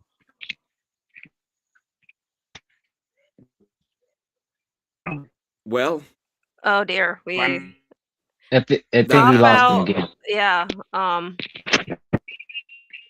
Yeah. Hold on. Let me just send him a text. Hop out and hop back in, He'll be Shadow. back. Your audio is messing up a lot. Hop out and hop back in. Question: what is world builder's disease? It's when you fall into trying to create too much of the minutia Endless. without purpose. Yeah, endless world building. Basically you have you focus so much on the setting. You end up focusing so much on the setting, details of the setting, but they don't end up being relevant for whatever you're trying to build. Where Test. it's just Welcome like back. Sanderson disease. Test. Simplify. Let me try to simplify it. Because I got what you said. I've never heard. That's the first time I've heard you say something or a word like that. But have what? you ever seen world building disease? I've never Testing. really heard that before. I can hear you. I can hear you, Shadow. Oh, we can hear you, Shadow. Wait, what were you saying, Kind of. Lorraine? Yeah, I don't hear him. I gotta. Shadow's connection sucks. I just know that. Gosh, yeah, his connection is sucking right now. But if have you ever seen a painting or had a meal and or cook something, you know what I'm saying, and you kind of put too much seasoning to the point that now it's either bland or has no seasoning at all. She's more or less saying that if she gets into that point of just single focus on building the world, it will lose the aspect of what she's trying to do with the characters because she needs to have the character have to have life. That's the more or less key Well, points. more like here this. So I have a narrative where a character is I have a narrative where my character Adelaide is going to be seeing a lot of the court atmosphere, where she's going to be she's going to be interacting with a lot of the nobility. Okay, but what is relevant to her will be wherever she goes between her home and the courts and wherever the nobility go, because that's where she's going to be present. It makes no sense to have the an entire detailed itinerary of what a baker does in the lower levels of Ashan. If Please she don't do that. Don't do that. That's a Stephen King book. I can't take I'm those I'm books. I'm telling you, but this is what world builder's disease is. It's when you start creating significant minutia for something that is not relevant to the main narrative or what your main project is. Brandon That's Sanderson disease. I'm telling you. I mean, why does Brandon Sanderson have oh, Yo, he's like the greatest bad author of all time. oh my I god. heard. I tried to let that slide the first time when he said. I was like, he kind of got a point right there, because it's just so much crap, and you're like, what does it have to do with what just happened? Is it Every time I relevant? turn my head, black people show up You on you this gave me show the and start entire talking detail of the shit. closet, but he picked out nothing out of the closet. But hey, look at this, Shadow, you're back.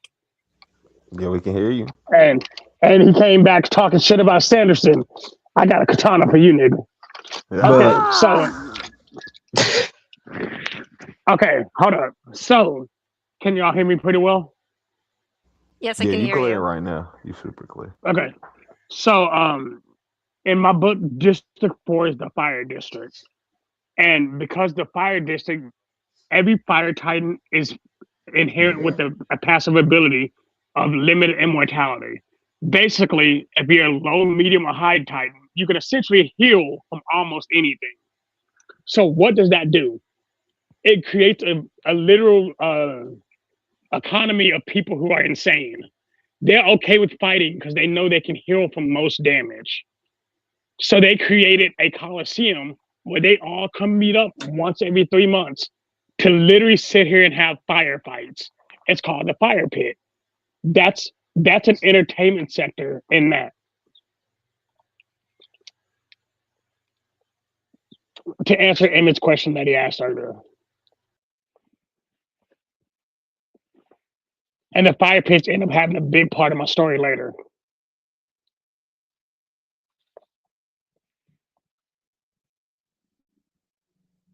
That's it.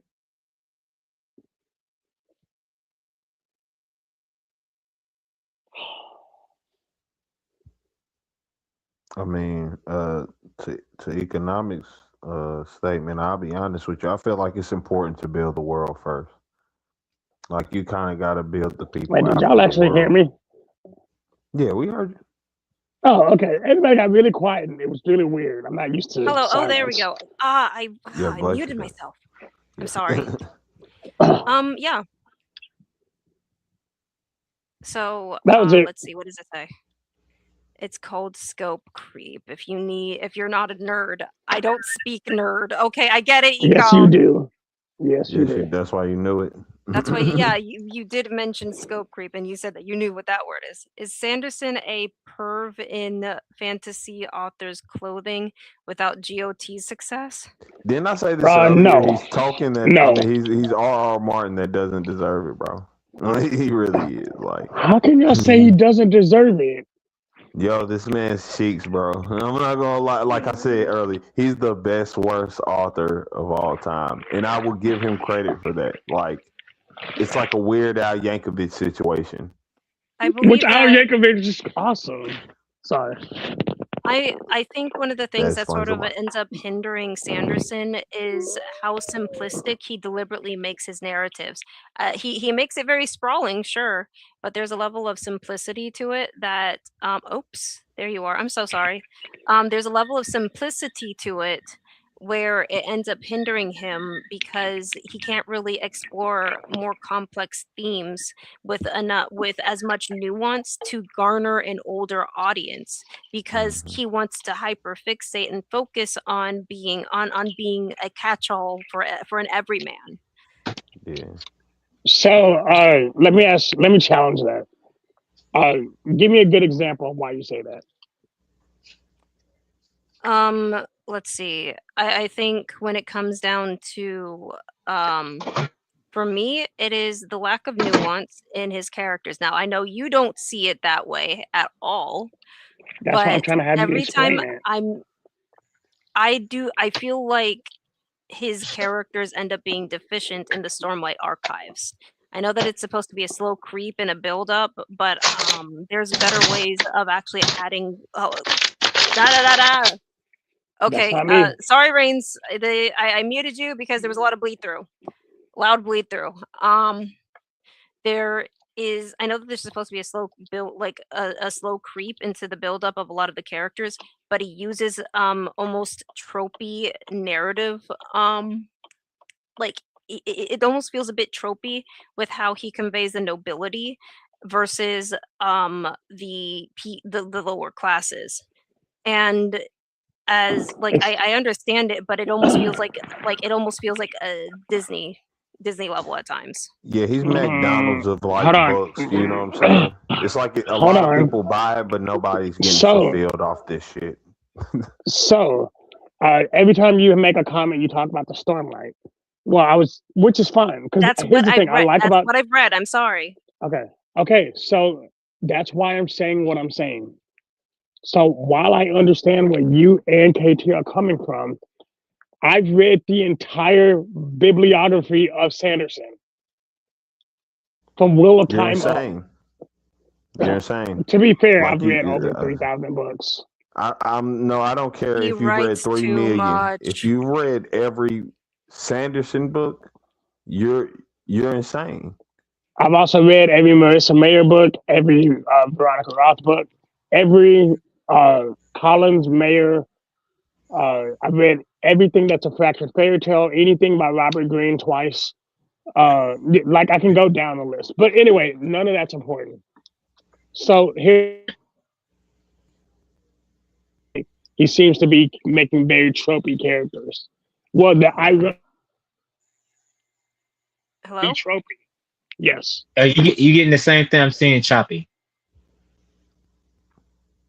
Yeah, you start cutting The out. audio is a bit choppy. Yeah. Or you just letting you know you're It's just fun. cutting out. Nope. Um, You're going in and out again. yeah. Like I think like one of the people. Hello? Yes? Yeah, we can hear you. Look, in short, a character I like to bring up when I'm talking Dang. Mistborn. Oh,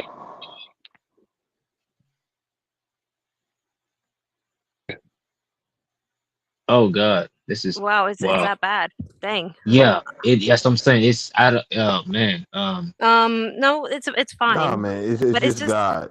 He's saying, "Stop this madness." We should not defend Brandon Sanders. you know That is full the. well, How that Shadow's gonna dare snipe you. you?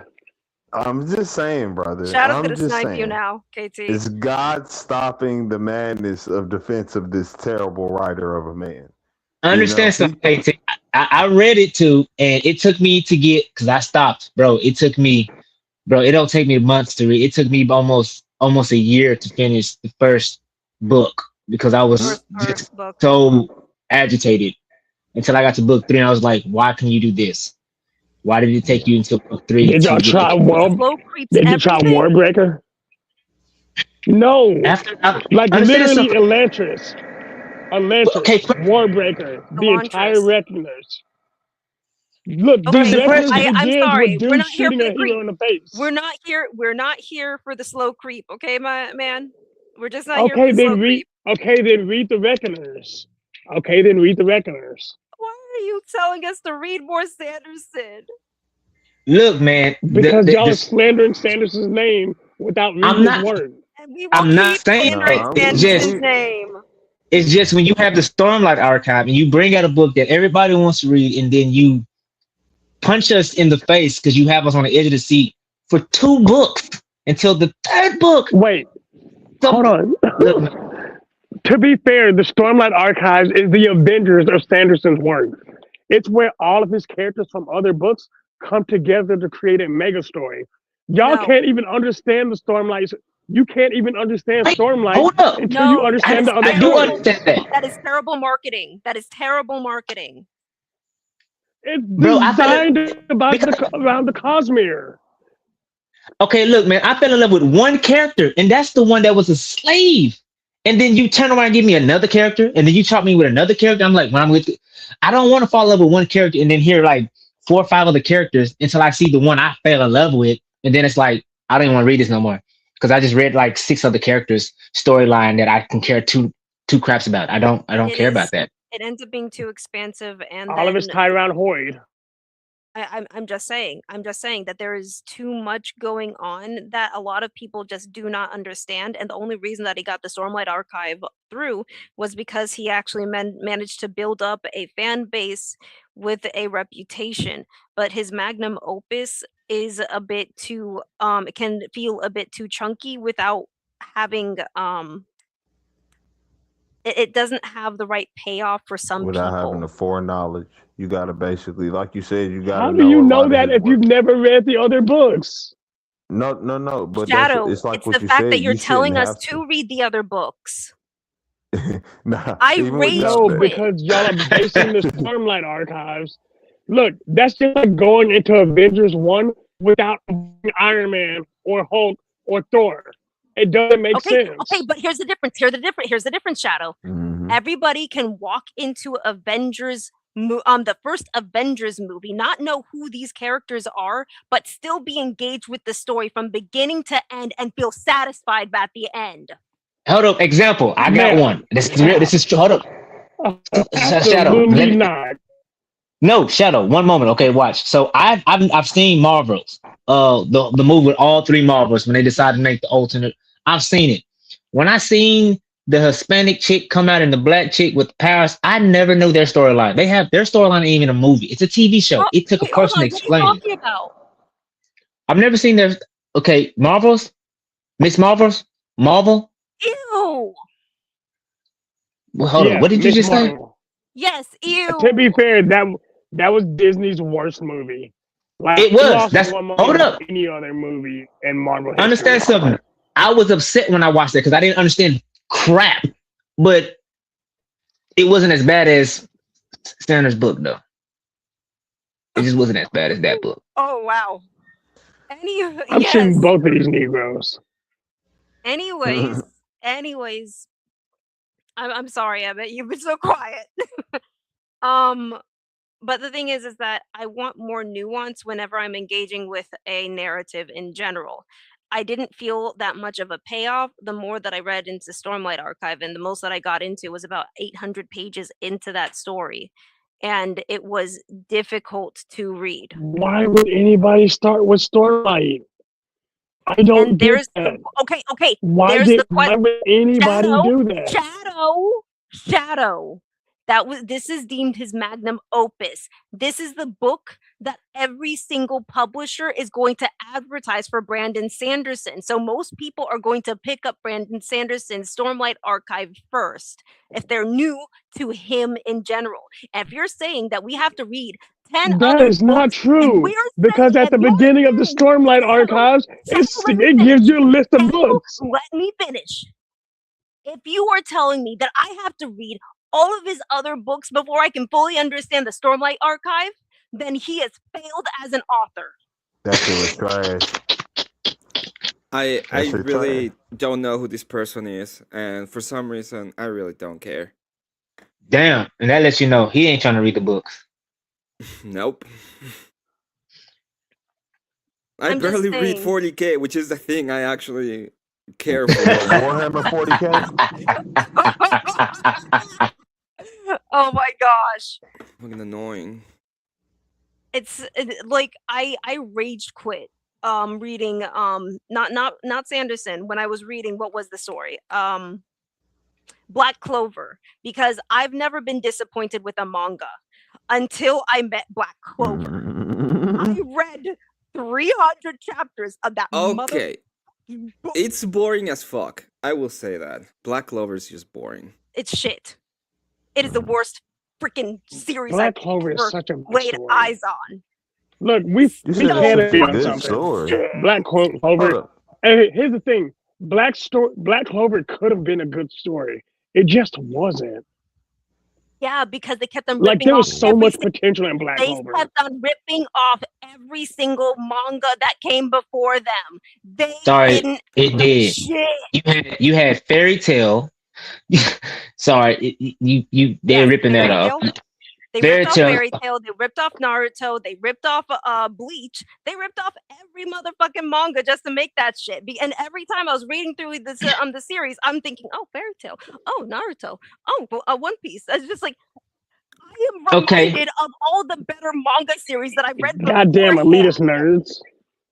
Well, no, hold up. Goddamn Let elitist me show you nerds. something. No. There's a shadow. There's the crazy part. There's actually an anime book that talks about how to make a manga, the difficulty of how to making it from light novels to actual manga, that the artwork has to illustrate the settings of everything that's going on. And they state how when you read Naruto, Black Clover, how all of these books have certain key factors. Like Bleach, Naruto, and Fairy Tale, you gonna have swords. When we're Bleach, talking about manga, there's actually Your audio. a Damn it. fuck. I just want to say that your audio sucks. It's audio. It's the internet. Your You were internet saying- sucks. You were saying, Emmett? Yeah. Well, the thing about manga is, when it comes to world building, I think it's a different story idea, because what you want to showcase is it's based on the graphics. So a lot of time you don't, unless you're doing a very important storyline, you don't really flesh out the world that much. Fairy Tail is a good example of this. The world of Fairy Tail is kind of It's empty. It is not empty. there, Yeah. but it's a great story. I love Fairy Tail. There are certain things that the mangaka does that I it's just like, why did you choose this? Why did you make this narrative choice? This makes no sense. Because he wants to have friends and he has none. If you don't know the story, that's actually the reason why the reason why he made Fairy Tail is because he didn't have any friends, and Shadow, he put the sword wanted away. Yeah, put the sword away. I'm It's, about to it's remove you. Put the DOS. sword away. Put the damn sword away, and I'll bring you up. Go ahead, damn it. Yeah, the reason why he made the story the way that he made it is because those were like his imaginary friends, and he just wanted to create them She just wanted to like tell the story of what it would be like to have friends, in a sense. That's why the whole thing of fairy tale is a bunch of friends doing crazy stuff together. Okay, I No, see yeah, that point. yeah. Okay, so okay, what about I'm just throwing the ball out there. What about is it wrong to try to pick up a girl in a dungeon? Have y'all read that? I'm not fucking with it. Um, It's trash. Hot what? and incomplete. What? I don't Wait, like what? none of that type of vibe, though. Like that just ain't my vibe. Yeah, you heard me. Oh I my stand gosh! on what the fuck I said. I can't even hear KT. Go ahead, KT. Yeah, man, I ain't gonna lie, it just ain't my feng shui. I ain't gonna say it's a bad story or nothing. It's just not. It's really not my feng shui. Why is that? I'm kind of like either really action based or really like deeply thought focused. You know what I'm saying? Like I like So why wouldn't you even think about that So the one series? that You deals with it's literally like just described can I Is try It to Wrong pick a to girl in Pick a Up? dungeon that actually is action based? It's really. I mean, no, I know it's action based, but it's still not. It's not like. It ain't it. It ain't good enough action. Like this, not no Naruto level action or nothing. You know what I'm saying? It ain't like can't miss action. It No, ain't it's even actually one higher punch action man than in terms of the Naruto. scene No, type it shit. is. Not for me. I'm Yes, gonna it keep it real with is. Hold you. up. Yes. How you Have gonna you No, tell ever it seen? is Have for you me? seen it? hold Yeah, on, hold no, on. I watched What it. are we talking? Okay, wait. What's manga series are we talking about? Is it wrong to try to pick up a We're girl in talking a about Is dungeon? It Wrong to Pick Up Girls in a Dungeon? What the I fuck is tried to this? read it. The one It- based on I the say gods. if like I It's read literally the a book, story and based once on I the read the gods. afterwards, I actually watched the author explain the reason why he made the settings the way he made the settings. He made an entire. He explains the reason he had all the gods. He has Zeus, his Odin, he has Loki, Every his district, every Feds. god. He's Yes. explaining all these gods have this. You know what I'm saying? They have the ability of what they're supposed to be. They have the ability of what they're doing with all of this stuff. Then he explains why he made his brothel. His brothel deals with Amazon girls. Why is a red light district with nothing but Amazons? Well, if you know the history of Amazons, they only mess with stronger dudes. They can only be birth women. That's all they can do. They don't. No other gender comes out of them. He explains the reason why the red light district, why it lured him to make this district, what the purpose of the red light district was, in his opinion. All of these things, if you read the book and you actually read it afterwards, he explained it. That's why I like the book, because he was explaining the reason of why the setting was the way it was, because this is the reason that he's seen the setting like He this. also explained the war on So I understand you Amazons. said it didn't have a lot of action like you When got he from and Dragon he Ball used Z. that Nothing setting. but action. But okay, guys, Naruto. I'm just gonna say this right now. It needs to What? be one at a time for us to maintain cohesion, and people can actually hear you. Wait, We who's can't just. speaking? Is Shadow I speaking? I can't hear him. Shadows was talking while you were talking. I'm just trying to say that it's like a lot of you guys were talking over each other for a while, and I'm just trying to let's try to do this one at a time. Okay. The other Just thing is, Shadow, really, your connection, man, you gotta do something with live, because your connection is extremely bad. I can't yeah. even hear him. I didn't know he was talking. That's the whole thing. So Yeah, he was I talking. gotta constantly back out to come back just to hear him. I'm sorry. Okay.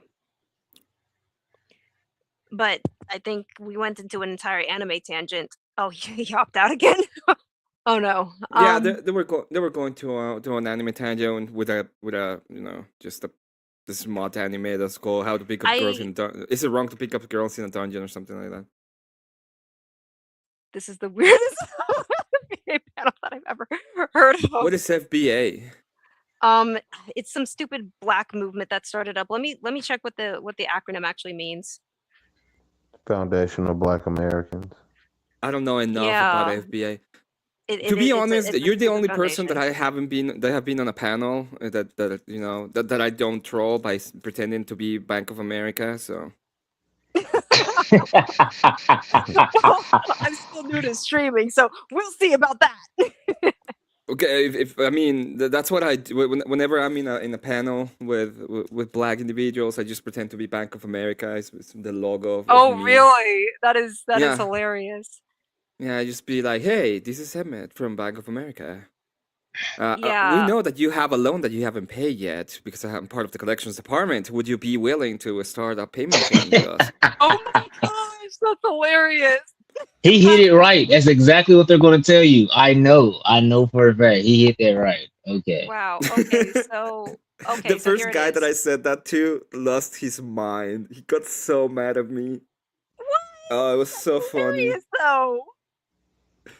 Huh? Well, That is hilarious. Hold on, I found something. Foundational Black Americans, a lineage-based identity for Americans descendants from the enslaved people of America, emphasizing their role as the primary. Bullshit. Bullshit. My Google gave me fulfillment by Amazon. Yes, that was the first thing that showed up for me too. I guess they just thought that important. It was like, that's you know how Google works. It basically picks up the most popular or viewed information, period, regardless of what you're so-called filtering you're trying to search. But at least KT told me what type of uh settings he preferred. He preferred hack and slash. He's like, hey, I don't want no. I, I'll be Hold honest on. with y'all. I prefer deeply thought out settings more than actual like my one of my favorite animes is definitely Jesus, why am I for Full Metal Alchemist, which I'm not Yes. gonna say it isn't action packed. Like I get it got good fight scenes, but I really like the thought process of it more than anything. The I narrative would as well as I would have gave setting you itself. Death Yeah. Note. I wish I was I hoping you like Death said Note. Death Note. Okay, because Yeah, I that really like there's Death no Note. action. Like I'm saying, like if you're saying something that's like deep, because Yeah. I haven't I've done Dungeon and Dragons tabletop, and I was like, man, I don't know how to do this, and didn't realize how to create a story for everybody to be immersed and break it Yeah. down and keep people tied. Yeah. So if you have and when you're doing tabletop, you start learning about settings, you start learning about world building, you start learning about Yeah. the theme of what you're trying to do because you have to keep your adventures immersed into a theme because no other game in the world has yet made a game like tabletop D&D. You can do Yeah. anything, but you have to keep your characters still. You have to always No, they're deter in a them certain back set of to. confinements. Yeah, for a they're still in game? confinement. Oh. Yeah. Okay, I mean, D&D Right. tabletop isn't out. I make video games like as Okay, so hobbies, and I've been making an RPG for 3 years, so I really get it on that basis, honestly. yeah, so when you said that's what I'm saying, like if you saying you don't like hack and slash and you say um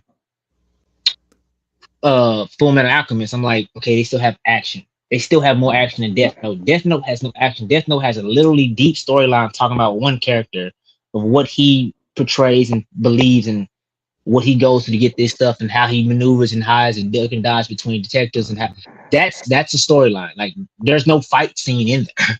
Like what do you see in No, fighting? You're right Um about that. so that's what I consider. Like I was saying, when you said full, I'm like, I was expecting you to say Death Note. Okay, that's an actual deep.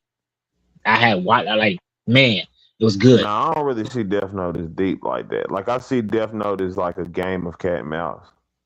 Like that's Okay, really It what it is. is. You know what I'm saying? it is, Yeah. Like it is. I see Full Metal Alchemist is more deep because it's really about the study of alchemy and beyond. Like even though it's placed in a cartoon setting, it's really talking like that whole when the law of equivalent exchange, and when they die, Yes. they go and see that door of truth and stuff. Like that's what makes it a real deep thing for me, like deeper than say Death Note, in my opinion. Yeah. Yeah. And that was an Okay, awesome story. How different do you think is the writing for video games compared to like manga or books? Not really off. it's Like not if you really want to that. be very frank. Yeah, that's what I'm about They to say. It's I not think that. it's they're hugely they're different. radically okay. Yeah, no, they're radically different. If you want a fulfilling story, you just have to. If you want a fulfilling story, depending on what kind of story it is, it'll be far more linear as opposed to a video game where you might have the main storyline, but you also have to have side tangents and you have to have a lot more things to do in a specifically a video game so that the player can be entertained because if you only have the story, the main story, then it ends up feeling empty for the player, wouldn't it? Nah, the Okay, only reason I'll say that's not true is because we see like first of all, Darth Maul. He comes from an Obsidian game, Knights of the Old Republic 2. He was made canon in the Star Wars off that video game. You see Last of Us, Which game? Which game? Knights of the Old Republic 2. It was made by Obsidian, and Well, they that made game the doesn't that game have like lots of side quests? Like yeah, it's an that world is RPG. okay. What I mean is like you can do a bunch of side quests. Side quests are actually essential to a game, but It's not essential it's to not. the story, though. Yeah, that's That's what what I I'm mean. saying. The But that's what I story mean. doesn't change because of the side quest. That's what I mean though. Is just like if you were to have a game that that all you had were the major quests but no side quests available for the player, then the player might end up feeling that the game itself is empty. I could agree with that, but I can also disagree because the second thing I was about to say was The Last of Us. Like it's been one of the biggest hit TV shows recently, period. And it's But I was purely about to say, yes, you a it's show white. basically a 1-to-1 to the video game because it's not really a lot of like side questing. Like Sony makes movie games, if we're being very honest. You know what I'm saying? Honestly, Like yeah, they are there's movie. zero side quest on that. Yeah, You're they are a movie studio. You get what I'm saying? So like the yeah, games they make, they look real good, get a really good story, like upfront gameplay in terms of whatever that character's handling, but it's not much outside of the area to do it all. Like Wait, they wait, still go in a box. You may not wait can leave this certain town. My quick bad. question, Katie. You said which Darth was canon in KOTOR 2? Darth Maul, I believe it was. You said Oh no. Riven. That's who it was. Revan. There we Yeah, go. yeah, Revan. Darth yeah, Revan. Yeah. Yeah, because even I started to get confused. It's just like Yeah, I said Maul because I was just thinking of Maul. I ain't gonna lie, I was I making was like thinking of Star Wars, the first Star Wars first Star Wars movie as well. yeah, that's my fault. I apologize. I messed that up No, you're fine. completely. You're fine. But yeah, It's Darth Riven, Svats. Riven came from Knights of the Old Republic 2 Revan, game. yeah. Well, Yeah. he was in both games. Well, Revan was in both games, so to speak. Yeah, for sure. But haven't played even, both of I'm just them, saying though. they made him canon out that game. You get and they Yeah, start putting him in the yes. movie, and the storyline he came in with was from the game. And then like Yeah. you can like this. What I'll say, you're right. Like every game, if it's an RPG, it's kind of hard to make that. But I don't know how because Fallout's well, a hit show right now. You know what I'm What is saying? hold up. Like it show? Fallout. I didn't know Fall. Oh yeah, it is it does All right, exist, doesn't it? Fallout is a hit show. Okay, so like I said, I had dabbled with people that was doing game beta. It was a beta tester, Game and tester. he did Yeah. game testers, and I thought it was just basically simple. It was not. He Mhm. bust my bubbles on that one. Yeah, they're essentially bug testers, seriously. Yeah, you're doing the same thing over and over, and certain things is annoying. Breaking the game. Yeah, that's basically you're not even enjoying it. So when Ow. if you ever play or watch a Harry Potter movie, at the end of it you also have like the games. When you said trying to make a story and they have side quests, the purpose of why when you go from a book to a video game, a book is everything is already set. There's no really changing the situation. There are books like anime books where you actually have an option to change what happens. Like they'll sit there and say, read this situation. What do you want the character to do? If you chose this path, go to page here, and then we go continue from here and see if he dies or live. Okay, cool. But what they're giving the customers basically read or the audience is a choice to choose the path the character has. Now again, like KT said, it's still in a box. You're not. There's no real set. There's a set rule that they can only go by. You can't. They're not going to go too far from it. Either they're going to I say Dragon Dogma has several different endings. There's several games that have multiple different endings. What is it? I want to say, damn it, what's that Star Wars game they have? Damn it, it's supposed to be Darth Vader's apprentice, where he had, I can't even think of it. Oh yeah, I know exactly the one that you're talking about. It had like 3 different endings. If I'm not mistaken, it Yes. had 3 different endings. You had either you Basically to represent the different paths of being a Jedi. a Jedi. It had different paths of being a Jedi, but it also had like these are the choices he could have made. Now, if you read the book, he made these choices. But what if he did this? And everybody that reads a book, even I've read books, like I had threw a snowball out there. I'm wishing I can get in touch with Shonen Jump, that people that made Naruto, and I want to like throw something out there because they've done this already. They did a parallel, they did a different universe with Naruto, and his father and mom lived and everything, but it was a movie. I said, what if I did Yeah. something? There it is, the Force Unleashed. Thank you. Yes. I want to do a different world where Naruto made different decisions, different choices because of how Yeah, I thought of deeply that. I rooted. thought about that before. Yeah. You see what I'm saying? How deeply rooted that they kept his character down.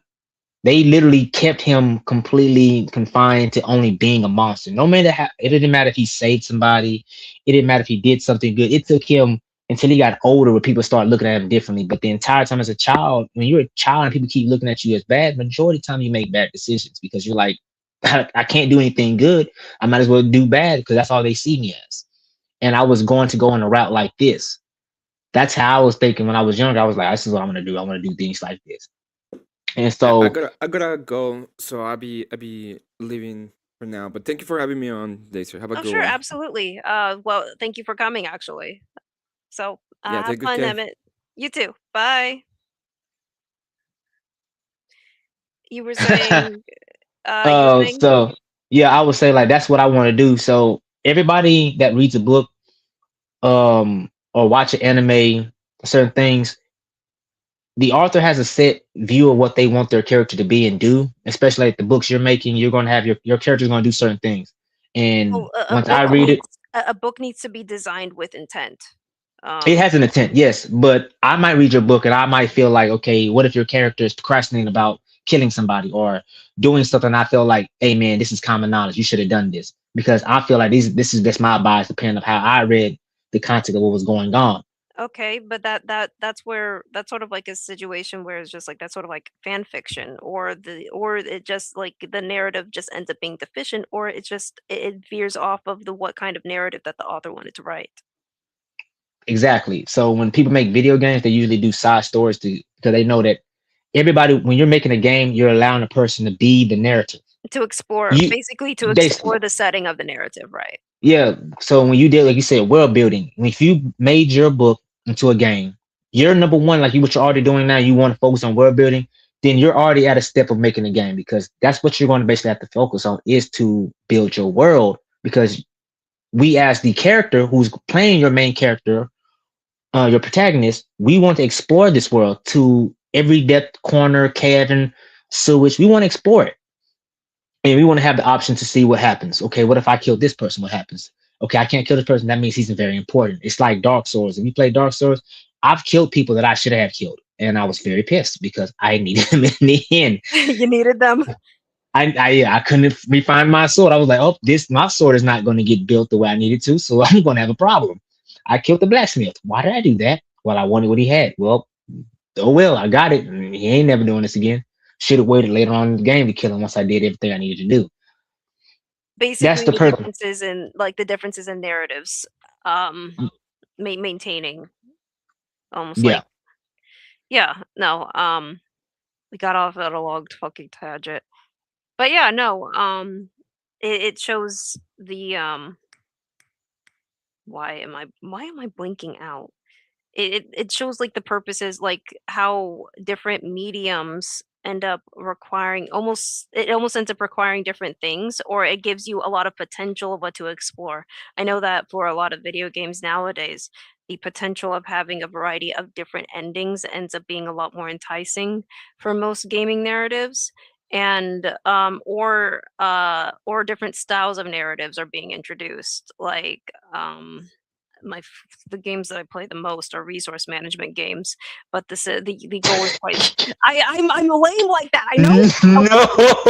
No, no, Yes. no! You're a freaking farmer. Oh God. Hold on, hold on. Oh, Okay, so I like playing. There's two games that I really like playing. One of them was Oxygen Not Included, which the biggest colony that I have, I've spent 600 days in. Over 600 days in, and gods, it's in turmoil. And um, the other game that I like playing a lot is Farthest Frontier. There we go. That's what it's called. Which the format of the game is that you have a colony of people, and you can only you can do things the only way that you can do anything is through them as your beneficiaries. Another game that's like that, that's a very, very dark, is what is that guy? Ice Punk. I'm pretty sure it's called. Fuck. Mm. Let me check that it's actually called Ice. Or no, maybe it's called Frostpunk. It's called Frostpunk. There we go. Frostpunk. And that actually has almost like a narrative of itself, where it actually has where the setting is a blizzard. Like the landscape is a deep Yeah, frost, and it's you're Frostpunk for sure. yeah, that's Frostpunk.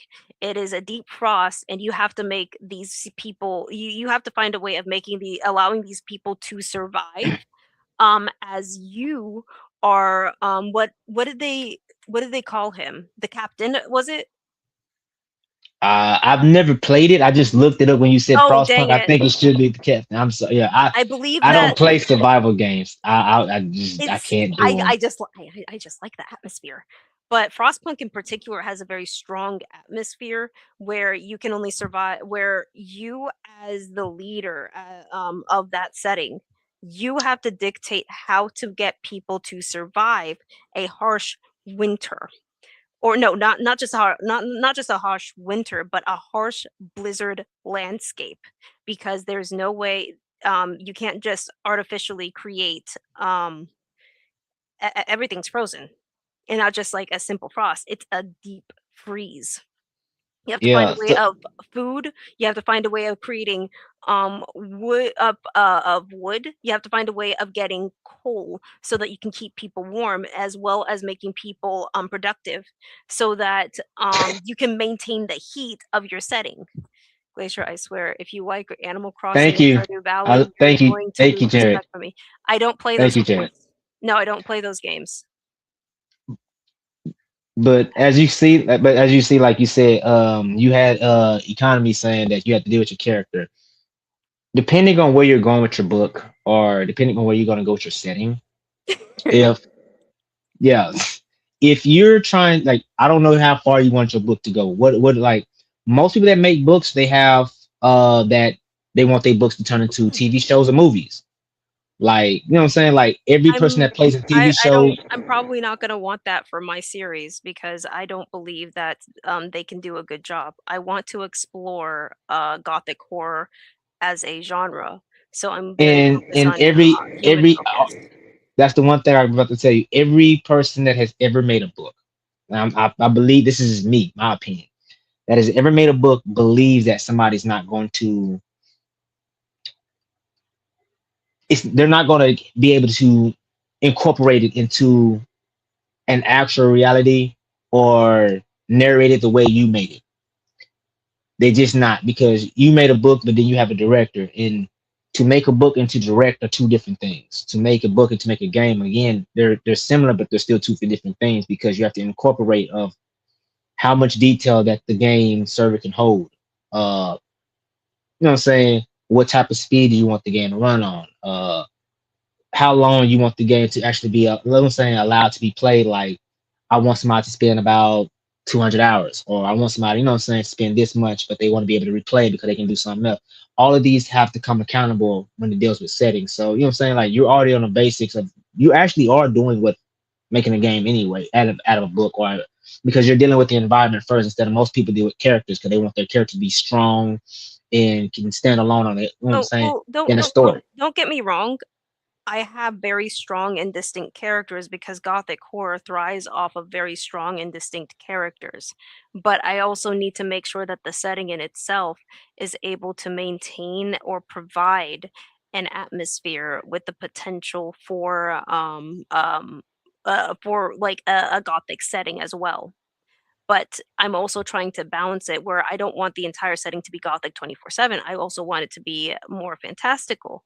So I'm trying to balance the line between whimsy and like whimsy and mystery. And with these two lines that are like basically intersecting and merging, that's where I think I can actually explore horror. Okay, that's good. That's not bad. That's not bad. Well, like I said, I do appreciate both of y'all. KT, nice meeting you, man.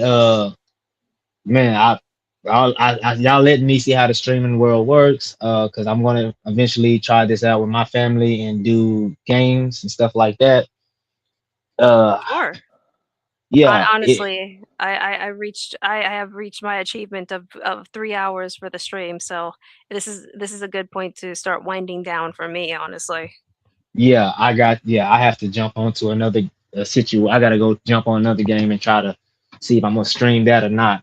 For Sure. getting my behind. Yeah, I might get demolished by whales, but who cares? Yeah. Well, have What fun with game you that. playing?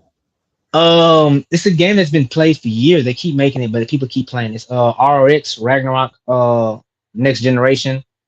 I'm playing that one, and I'm playing the Japanese one that's actually in Japan. It's not released in America. Ragnarok Origin Classic. Interesting. But yeah, the classic one is more casual. You don't get too much pummeled because it's literally free to play. But the one I'm playing, RX, oh my god, oh god, whales. Yeah, I'm a mini whale, but they're still punching me in the face. So, oh man, yeah. So hopefully the update comes, they change this around. But I noticed that their storyline, like one dude told me, he said there's actually a book with this game, and if you read the book, the game actually goes according to the storyline. If you actually pay attention to the in-game mechanics and storylines and boss, and I kind of like that, the lore of it. But yeah, he says do a 12-hour stream. Oh god, No, yeah, I'm not ready yet.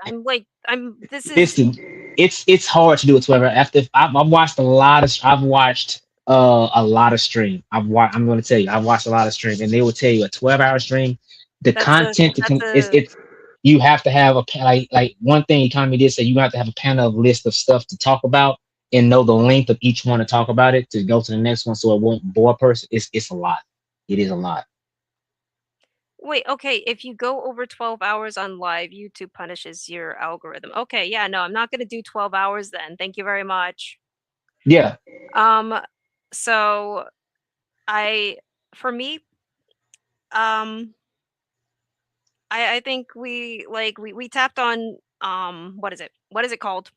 We tapped on setting a lot. Look, I'm bad with words. We've tapped on setting a lot, and I think that it's been genuinely fun. For everybody that's watched the stream, I appreciate you liking, subscribing, and following me for more content. I'm planning on doing a couple more streams throughout the week.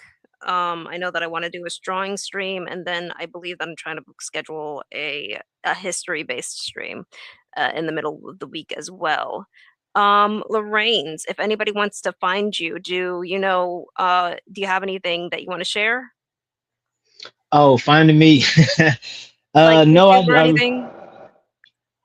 You said no, I'm more or less on Discord. If you want me, you can basically find me, like you see him on my Discord. That's my page right there. Is my profile. That's pretty much the only way to find me.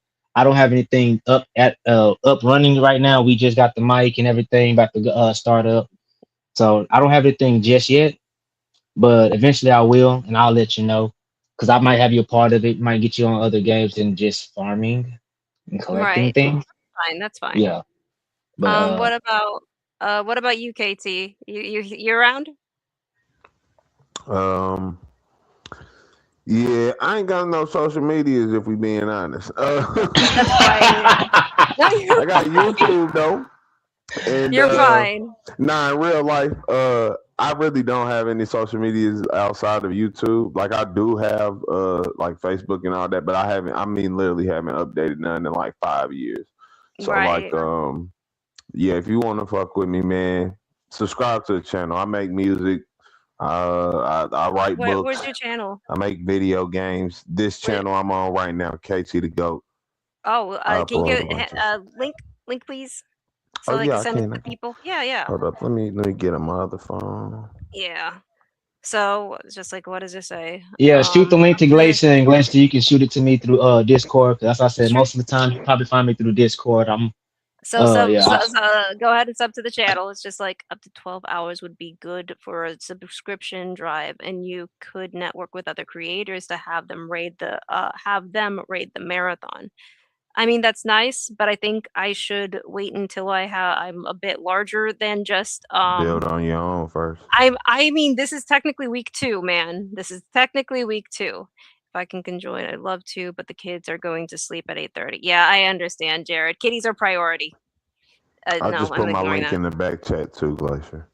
Okay, here we go. yeah. But yeah, that's what I said. I basically I'm a mobile gamer, so you're probably that's what I said. I'm mainly on Discord. I'm just like KT. I don't got no. You got YouTube and you got, and my YouTube ain't nothing like KT's. I'm more or less Discord, and I'm just basically doing guilds and managing other stuff. Yeah. Well, anyways, thank you all for joining my stream. I am getting ready. I might as well just turn down for the night, and I will see you guys next time. Bye.